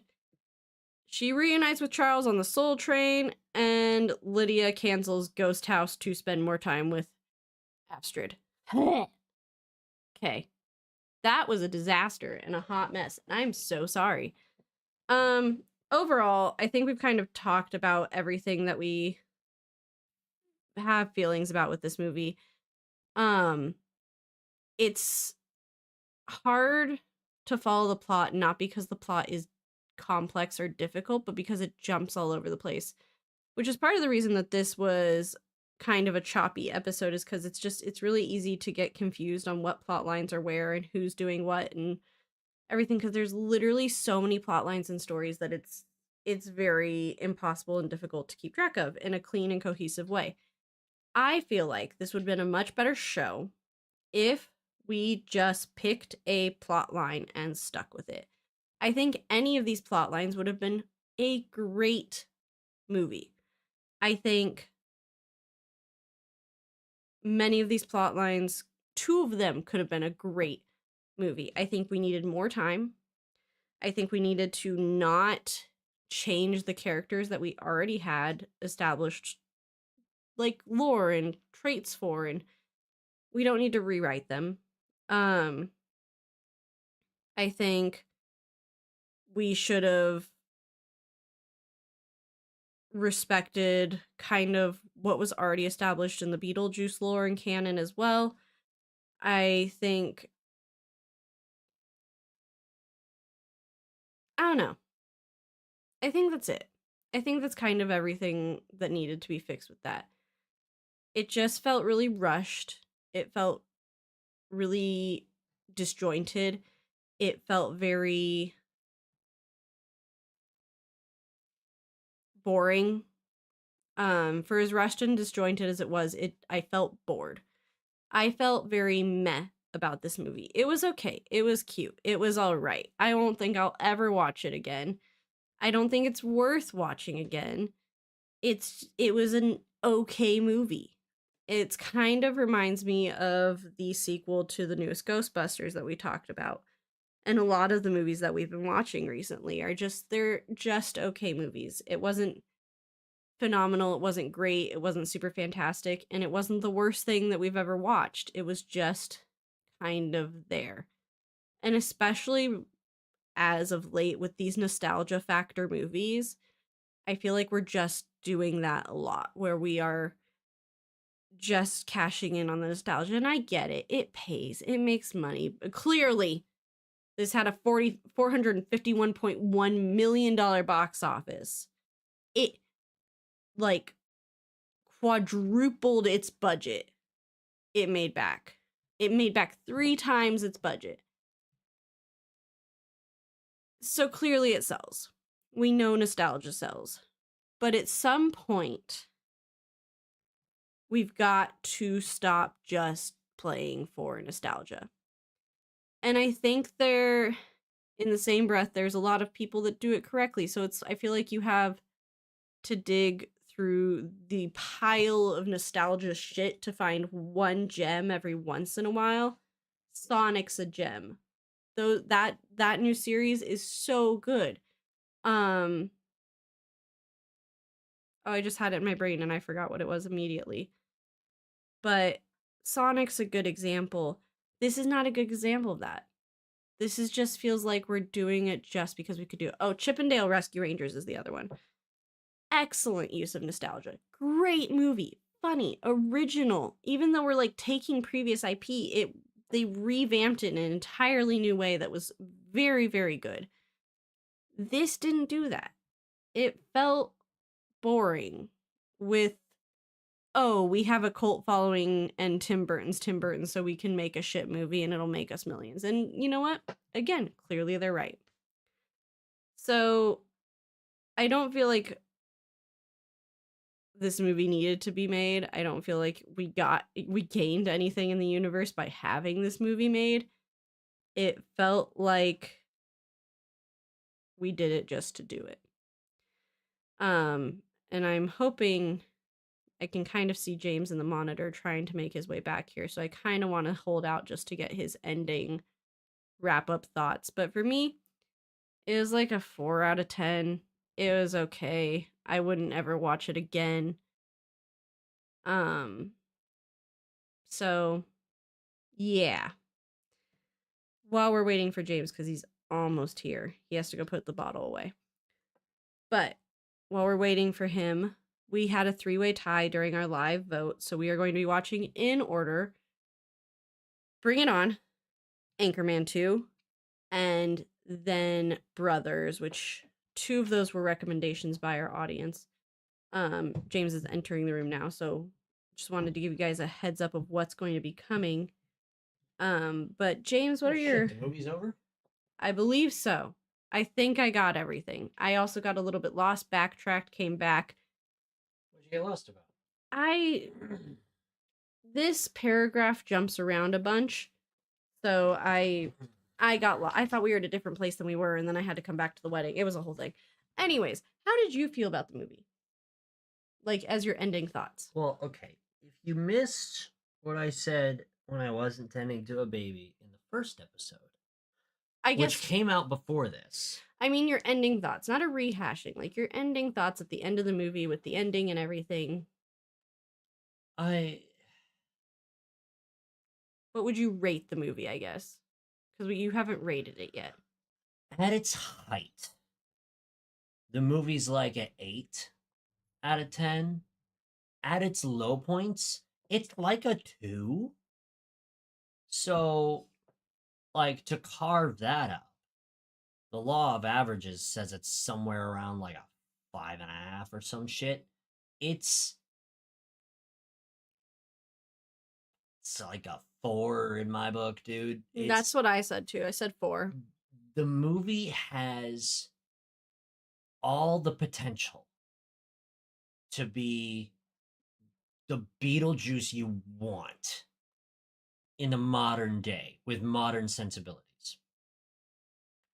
What you're left with is like a cardboard cutout of a hand-drawn Beetlejuice by someone who only heard about the movie and never saw the original. It's a hollow sham that wishes it was the original, but doesn't have any of the moxie, any of the panache, style, practical effects. It's a shame that it couldn't have been better. But at the end of the day, it made triple its budget. And its budget was $100 million. And it made $451 million. In today's day and age, you don't need to make a good movie to make money. And that is the death knell of cinema. It signs the end of an era of an art form. I mean, as we all know, everything today is profit for shareholders first. And in doing that, the more you do that, the more you push the industry to collapse, and from the collapse, we will get good art again. But right now, we are left with a handful of good art pieces and a ocean of garbage. And Beetlejuice is just a drop in the ocean of garbage. I think in the description of this, I wrote that it was like if Beetlejuice was a DCOM. I think more accurately, you kind of inspired me in this thought, James, is it feels more like someone watched clips of the most popular scenes of Beetlejuice on YouTube and then wrote a movie based just solely on like the most viral clips of Beetlejuice. Well, I love that. And to tack onto that, that's what we're starting to get in the world of art. Look to the up and coming Harry Potter show from HBO. I feel like we've talked about it every episode. We probably have. It's okay. Harry Potter's a cultural phenomenon that made a gajillion dollars. It built a fucking theme park. It's funded the lives of hundreds of, maybe thousands of people. And it's a generational art piece that holds up decently well, right? So naturally, we must remake it. And on top of that, we need to get a writer who hasn't seen the originals or read the books and is a little bitch about the fact that J.K. Rowling, who is off her fucking rocker, but a good businesswoman, doesn't want anyone to play with her toys. We shouldn't make it. If this is the team you've assembled, a geriatric transphobe who's losing her mind due to the mold on her walls. Allegedly. And a writer who doesn't care about the source material and is bitching about the fact that the source material is quote unquote untouchable. Not allegedly. No, that's for real. Don't make it. Like, shareholders don't get to hear the opinions of the masses because they don't give a shit about the opinions of the masses. They give a shit about the dollars of the masses. And the more you make about stuff that people already like, the more they're going to spend money on. Sometimes they do listen to the masses, though, and that's how we avoided a horrible movie with that ugly Sonic. True, and now Sonic has 3 movies, and they're, at least the first 2 are, both quite good. Sometimes if you listen to your fan base, you'll make even more money than you thought you could make. Sometimes. Yeah, it's... The world of cinematic art is at the beginning of Renaissance. And no, it's not the Renaissance of AI. I'd like to find everyone who's proposing AI and hang them by their entrails. End it all. I'll die before I see robots make movies. The fucking profit-driven art isn't art. Art comes from suffering. Suffering comes from people hurting due to being oppressed. We're right on the edge. We're right on the edge of being about to have, and not just in movies, art on a global scale being dope again. It's coming right around the bend. You pay a little bit of attention to the news and to the news outside of this country, to the news of other places, and you go, oh shit. It may take a minute, but we're going to have a renaissance of music, a renaissance of movies, a renaissance of books, and it's going to be so cool. I hope it happens before I die. And I hope I live a long time. So, fingers crossed that we don't get more Beetlejuice, and instead we get Sonic 1 and Sonic 2 and Dune. And maybe Sonic 3. We haven't seen it. We can't judge, but I've heard it's good. Heard good things. Although I heard good things about this movie too, so Yeah. I think that's where we'll wrap up. We'll step off our soapbox for the night. I live on mine. I jump up. I also have to wear my hats, so it's a juggling game between being on the soapbox, wearing my hats, and I'm just the town crazy. I stand on the box and scream. That's what you tune in for. until next time where we have 3 movies lined up. What's first?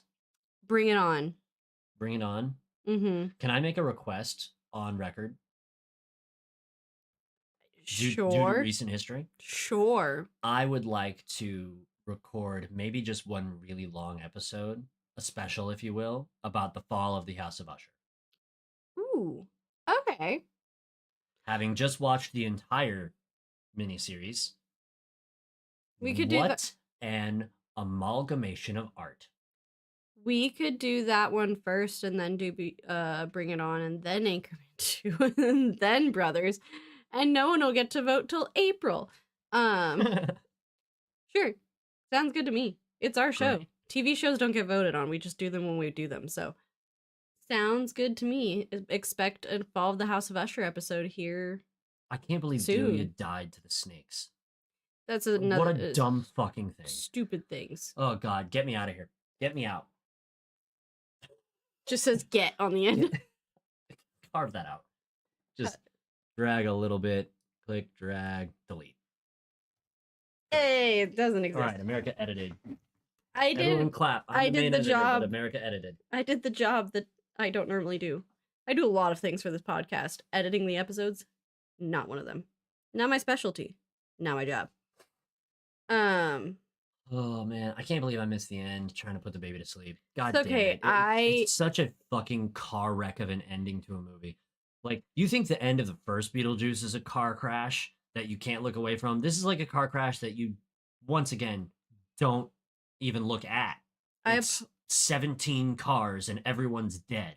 I apologize and kind of explained in episode 2. I was like, I'm sorry that this was such a train disaster of us jumping back and forth and plot all over the place and everything. I was like, I partially blame the movie because when you have 87 plot lines, it's really easy to get lost and disjointed. Yeah.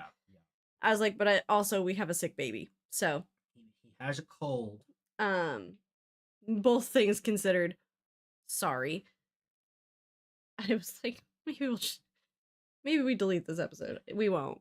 But dude, can I just talk for a second about how much I like Beetlejuice being the hero to stop Astrid losing her soul and banishing the kid to hell with like a false Dostoevsky okay, quote. So did you talk about that? No. Okay, so you pointed here. No, I didn't. That's what you said. You pointed to no, Wolf. I pointed to Wolf here. Oh, so I was right. God Wolf discovers Beetlejuice has brought a living person into the netherworld. That's where I because thought. he disguises the lead employee as Bob, and that's where I stopped because you came back in. And that's where I jumped in originally, and then I saw this wolf, and I was like, "Oh shit! Did I fuck it all up? I didn't. Damn it! Oh well." What I should have done is clicked and dragged and highlighted the text, and that would have. Think about it for next time. It's okay. No, okay. So he just goes, "Later, fucker," and drops him to hell, dude. Maybe Warner Brothers wouldn't have signed off on it, but punch up, make the movie rated R, and just overload Michael Keaton with expletives. We just need to put in the description for that episode that we fucked up, and it's no one's fault. You could have made this movie 10 times better just by like unleashing Beetlejuice in a world of profanity, and it would have been like, because that appeals to like a baser level of comedy for humans. Like, oh, he said the bad words. Like, he's a fucking demon. The first movie, all he did was try to fuck a child. Okay? Like, you could have made this movie where he doesn't try to fuck a child and instead tries to marry an adult. So much more funny. Lean into the comedy of the bioexorcist demon by having him just be blue-collar pissed all the time at everything. That would have been so much better. Like, swear as much as I do. Fucking this. Bullshit that. All the time. Not these little sprinklings that make you go, like, not to make it gratuitously sexual, but the movie thinks it's edging you up to the point where he goes, later, fucker. And then you're supposed to climax right there. No, the movie's punching you in the chest the whole time. And then it jerks you off real quick. And then it punches you in the chest again until the end of it. It's so bad. It made $400 million fucking dollars. I wish this And had it's been bad. I wish this had been on podcast. I'm sorry. I really feel like I fucked it up because I Dude, the jumped first from episode there. got the rant, dude. It Well, I did talk about the snakes, so I talked about all this, good. and then I talked about this. Asps. What a stupid fucking way. Why did you? She didn't need to die either. And then I skipped all of this Bad. and went to here. The injection of truth serum to force Rory to like own up to being a douchebag is funny. But I think it would have been funnier if he was like threatened by Beetlejuice instead of forced via chemicals. Like, that's haha funny, but like, I want a belly laugh. So like, I don't know, tell him you're gonna fist him. I don't know. Like, Beetlejuice is supposed to be profane. And in this movie, he's mundane. It's the baby stirs. I'm getting worked up.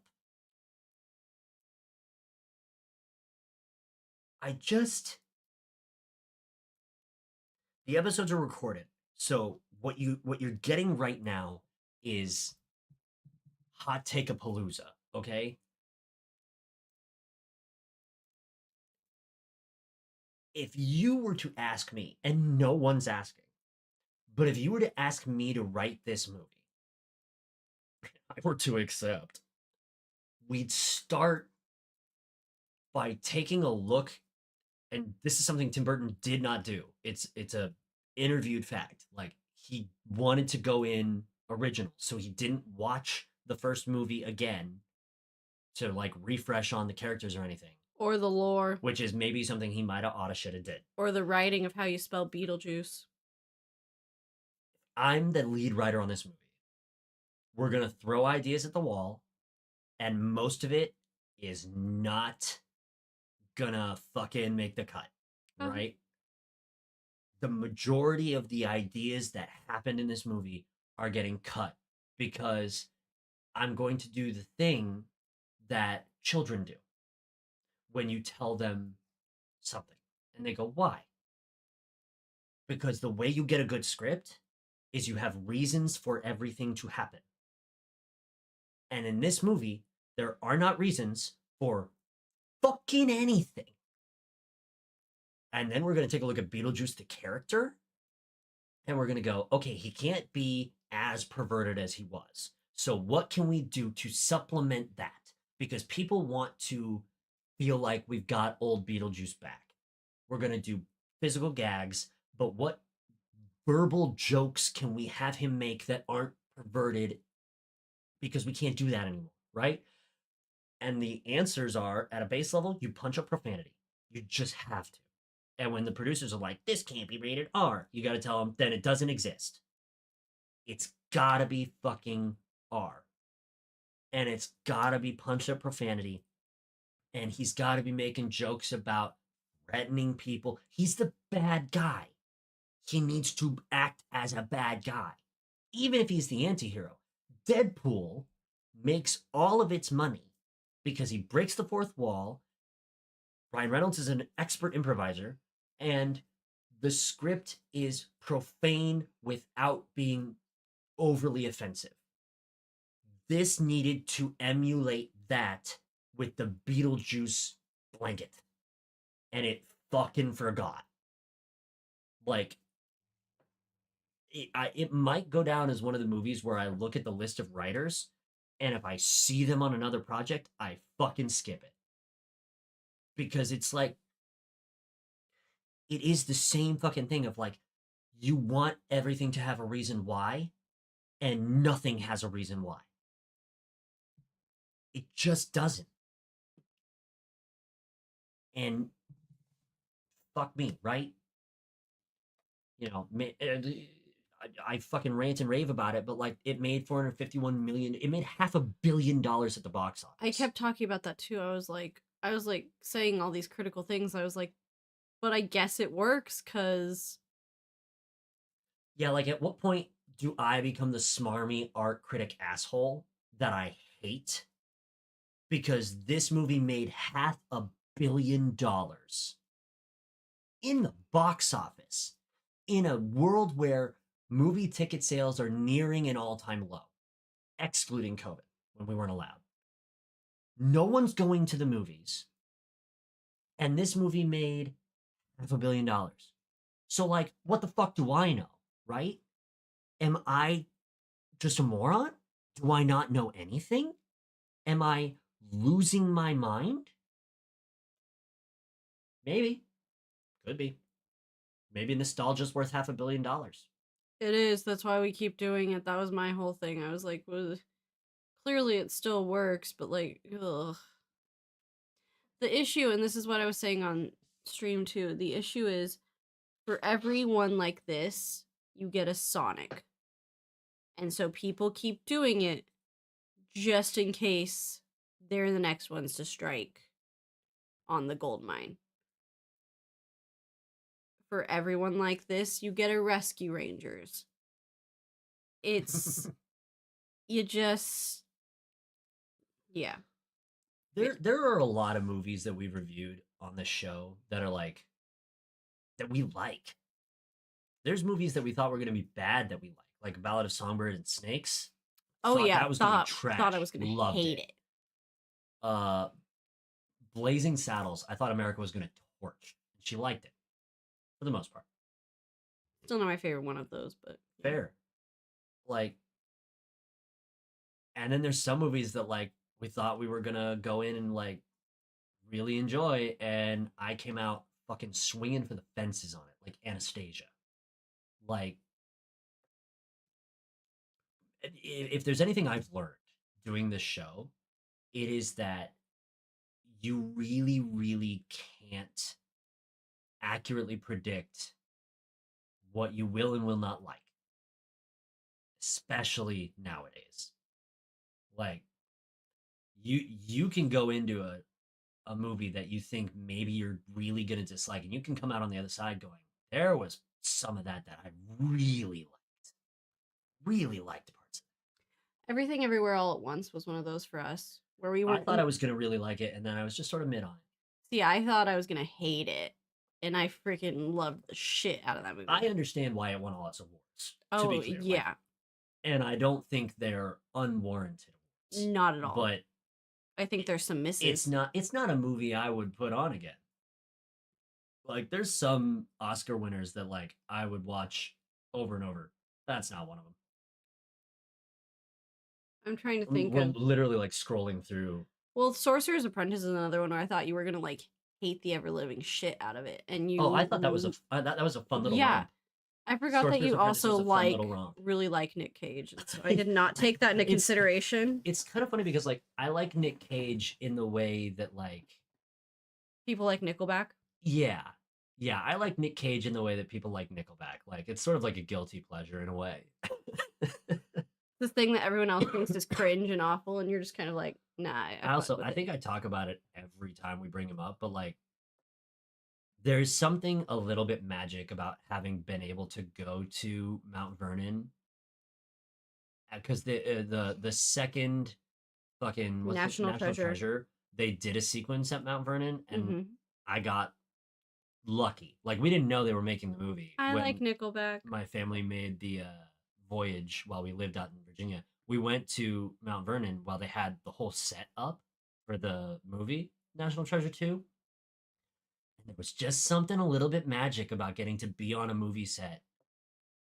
And then you go and watch the movie later and you're like, oh, I was there.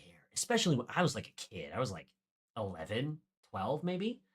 And I watched the movie and I was just like, that movie's not great, to be honest. And I got to fucking watch it and go, oh, holy shit. Like, I was there. I touched that piece of the set. Like, wasn't supposed to. Wow.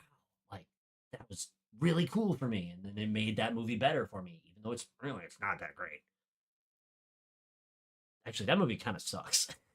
I've had the reverse of that where I ended up on a set of a TV show I liked, but like long after it had come out, and it was entirely on accident, and I got super excited because I recognized it once I was there Mm. post the show coming out, and it was just like I literally secretly stumbled upon this, and it was just the coolest thing that it was my favorite show that I was obsessed with, and I accidentally stumbled onto the set, not even trying, in a completely unrelated thing. It was just a really cool moment. So, Oh, fuck's sakes. but yeah, sorry that everything got so. It was a hectic recording. Hectic recording. Sorry, everything got a little messy in the second half there, but we figured out, and I actually didn't miss that much. I've highlighted what I missed in the plot, and it wasn't a ton. Just really the start of the wedding ceremony, so. Yeah. My bad. I got lost. We were both back and forth. It's fine. This show's a hot mess. If that ends up being one of the most downloaded episodes, up there with Sahara 2, I think everyone's broken. Dude, Sahara Part 2. Okay, a fun fact for the live viewers of the show. Back before we did the show on YouTube, we streamed it on Twitch. Those and VODs don't exist. Those VODs do not exist anymore. They're gone. I was not able to salvage them. And our boy Sebastian in chat, he was one of like the only viewers when we were on Twitch. And frankly, the show is kind of his idea. Yes. We did one of my favorite movies from my growing up, which was the movie Sahara, Matthew McConaughey, Steve Zahn. And that was back when we were like kind of pointedly doing movies to try to irk the other person. That was the first one that had ever been at me. Yeah, I picked Sahara because I thought America would not like it. And to be fair, I didn't. She didn't. It was true. I do like Steve Zahn. I would say it's maybe not a remarkable episode of the podcast. It's one of my It's one of my least favorite ones because it was my first one, and I was still kind of learning how to host and be the person talking about the movie. And I hate that episode. I hate how I ran it. That and the first Harry Potter one are my two least favorites because to this day, super cringe. Sahara Part 2 is the most downloaded episode of the show. Don't know and why. We cannot figure out why. It's a statistical anomaly. It is leaps and bounds ahead of every other episode. And there's some statistics that we can like sort of track and understand. Like sometimes we'll do a movie that's banned from certain countries in the Middle East, and we'll see a pop in downloads from the Middle East for those episodes. Like we have a small following in Iran, mostly from movies that are banned there, because you basically get a front to back rundown of the movie when you watch the show and when you listen to the podcast. Other than tonight. Tonight was not really front to back, but for the most part, the general structure of the show is you get a front to back rundown across 2 episodes about a movie, and it's broken down. And the fucking, like, it's so fascinating to watch some of the statistics that we get to see from our hosting program, that like none of it makes any sense when it comes to Sahara Part 2. Like, we've listened to the episode, it's remarkably like it's meh. Like it's not a Cinderella, it's not a Grease. I don't have a rant. It's like I don't even yell. Like. Yeah. Like it's such an uninteresting episode, and it is still the most downloaded.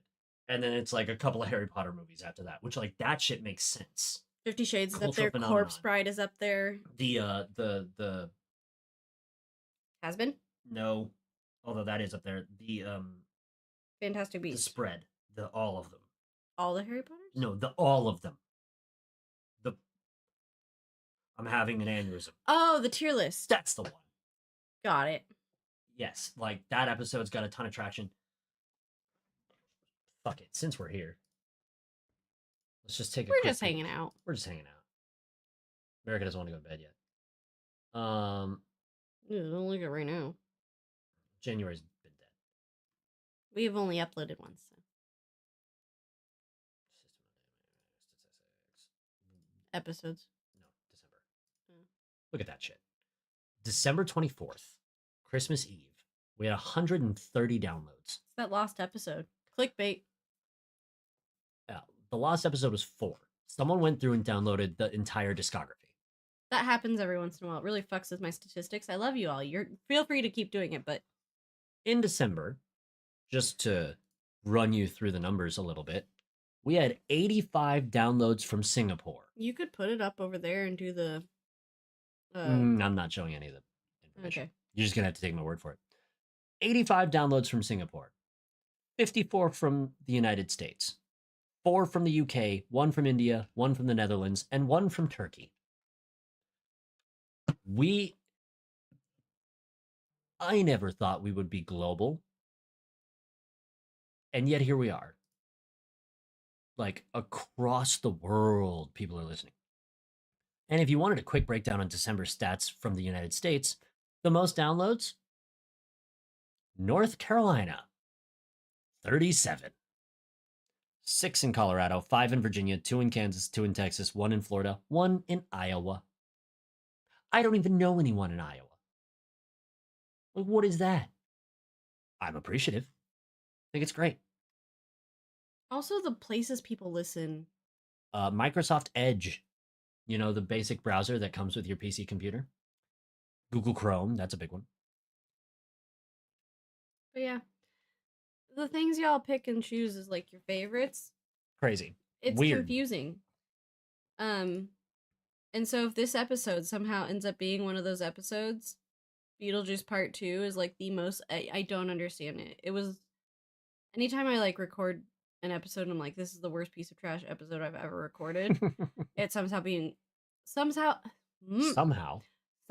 ends up being There you go. one of the best ones. Same with Has Been. Has Been's one of our worst recordings just due to a lot of drama that was happening in our personal lives. And it's one of the most downloaded episodes. That, though, is just a clickbaity name. I purposely made us do Has Been Hotel just because it would get us views. Oh my god. But, so, yeah. What the fuck is all this? Okay, a 3-month stat here. Wow. Running from October 1st through to December 31st. So, never mind this month, January. The end of 2024. 709 downloads. That's insane. Truly insane. Lion's share to the United States, Singapore, Brazil, Canada, Bangladesh, China, Iceland, France, UK, Australia, Czech Republic, Netherlands, Sweden, Belgium, Germany, Spain, India, Iran, Romania, Slovakia, Senegal. Turkey. Who's listening to us in Senegal? I didn't know Senegal was a country. Like, we have a little graphic that is the world in all the countries, and I'm looking at it, and there's more things colored in than I would ever think. Now, we haven't cracked Africa, but Senegal is in Africa. So we've got 1 download in Africa. That's how it starts. That is how it starts. In case you've ever played Plague Inc. Dude, your fucking talking's rough. And more to the interesting thing, in the United States, last 3 months, October to the end of December, lion's share of the downloads, Delaware? Any of you guys in chat got like an account in Delaware? Who's VPNing? Who's bouncing their signal through Delaware? I don't know anyone in Delaware. I don't know anyone on the East Coast. That's not true. That's not true. Next biggest, California, North Carolina, Virginia, Michigan. And then Colorado, where we did grow up, and that's one of the lowest. It's not the lowest, but it is one of them. No, like, if I did last 24 months, last 2 years. We have been doing the show for a long time. Not CityWavesCinema specifically, but We've been streaming for years. Like, as long as we've been married and then some. as long as we've been dating. Yeah. And then CityWavesCinema started about 4 or 5 years ago? 4 years ago. Would have been a year after we moved in Texas. So I can only go as far back as February 2023. Is that when we started? no. Wait.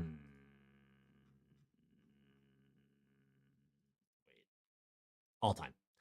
No, we started in 2021. That was right, 4 years. So we started when we were in Texas because we moved Mhm. here in 2019. Because we went on a rant about Twilight in our Yeah. old apartment, and Yeah. Green Gorilla was like, "You guys should do a show about this." And I was like, "Hey, we should do a show about this." Let me run you through it. I can fuck it. Downloads. These are just downloads of the podcast. This isn't even like people who watch the show live.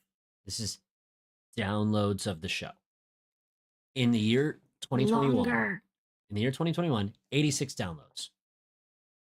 Not unreasonable. That's pretty good since we do like an episode. At that point, we were doing like an episode every other week. Not too bad.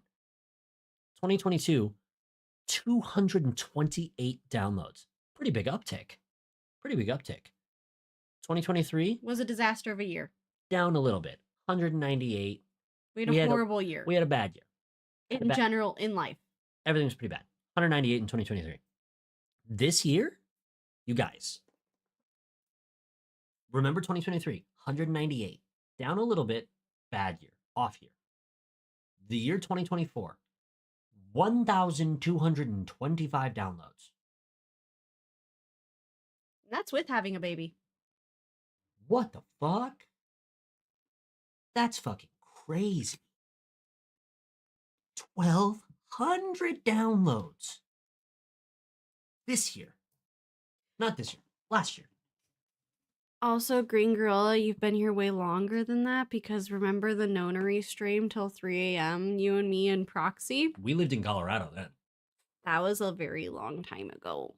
That was pre 2019. That was like 2018.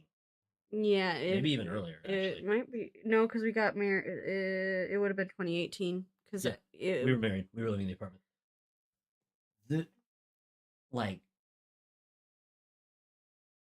Oh, Fallout 4. The We- cursed thing. All time, we have 1,738 downloads. And like, we don't have ads. We don't run ads. We don't have revenue. We do this for fun. That's fucking crazy. We do this for Lives fun. rent-free.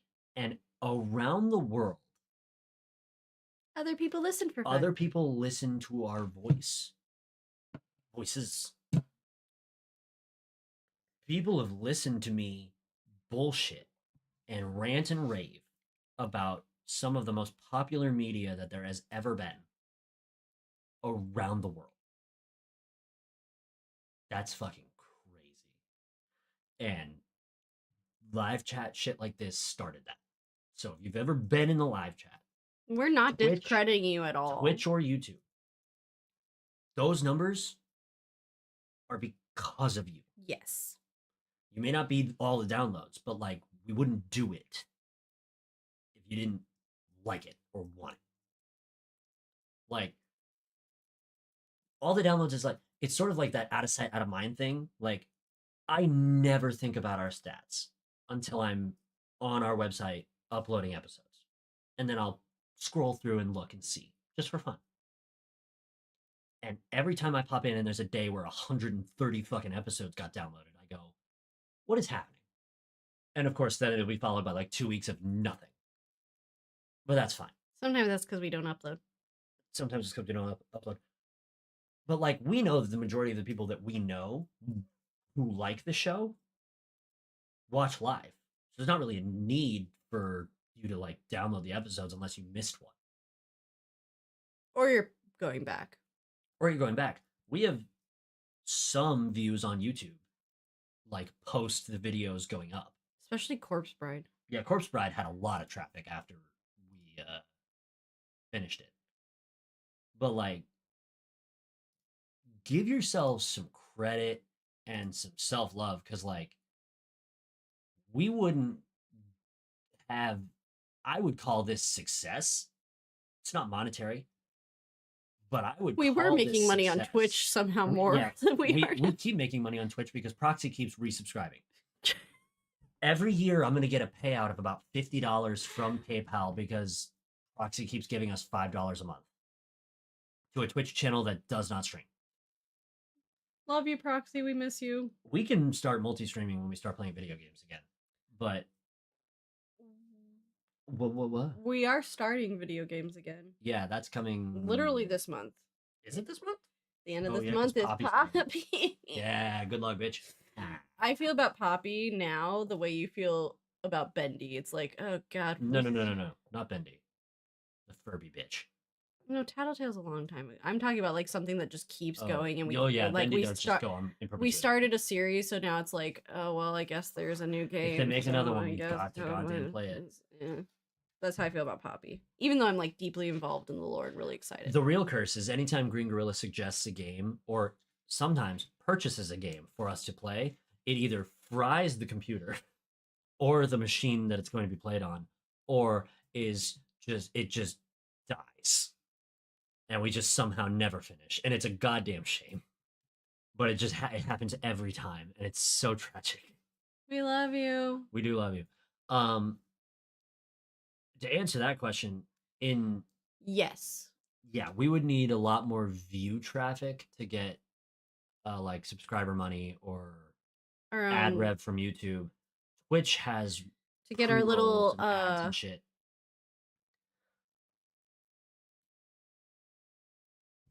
emotes. Jesus fuck. To get our emotes back up and running on YouTube, we would need more traffic. But like and subscribe. We'll be real YouTubers. At some point, I don't know when it's going to happen, but at some point, we're going to have so much. I can't wait to see where we go download-wise for this show in 2025. Especially because, like, shit's pretty fucking raw. Like, I don't do a whole lot to cut and polish these episodes. Like, they're going up, I won't say bad, but they're going up with a little bit of touch to it, and I don't cut anything. Unless there's, like, a true fuck up, or there's, like, some coughing or something. Yeah. Or if there's, like, unnecessary noise, I'll go in and I'll cut that out. Every once in a while, one of us will say something that I'm like, ew, we should not say that online, and we'll go back and, like, delete that, but... In general, these episodes go up exactly the way you hear us record them, with a little bit of touching to the audio quality. That's what we're putting out, and people are listening. That's crazy. This is success on a level I could have never fathomed.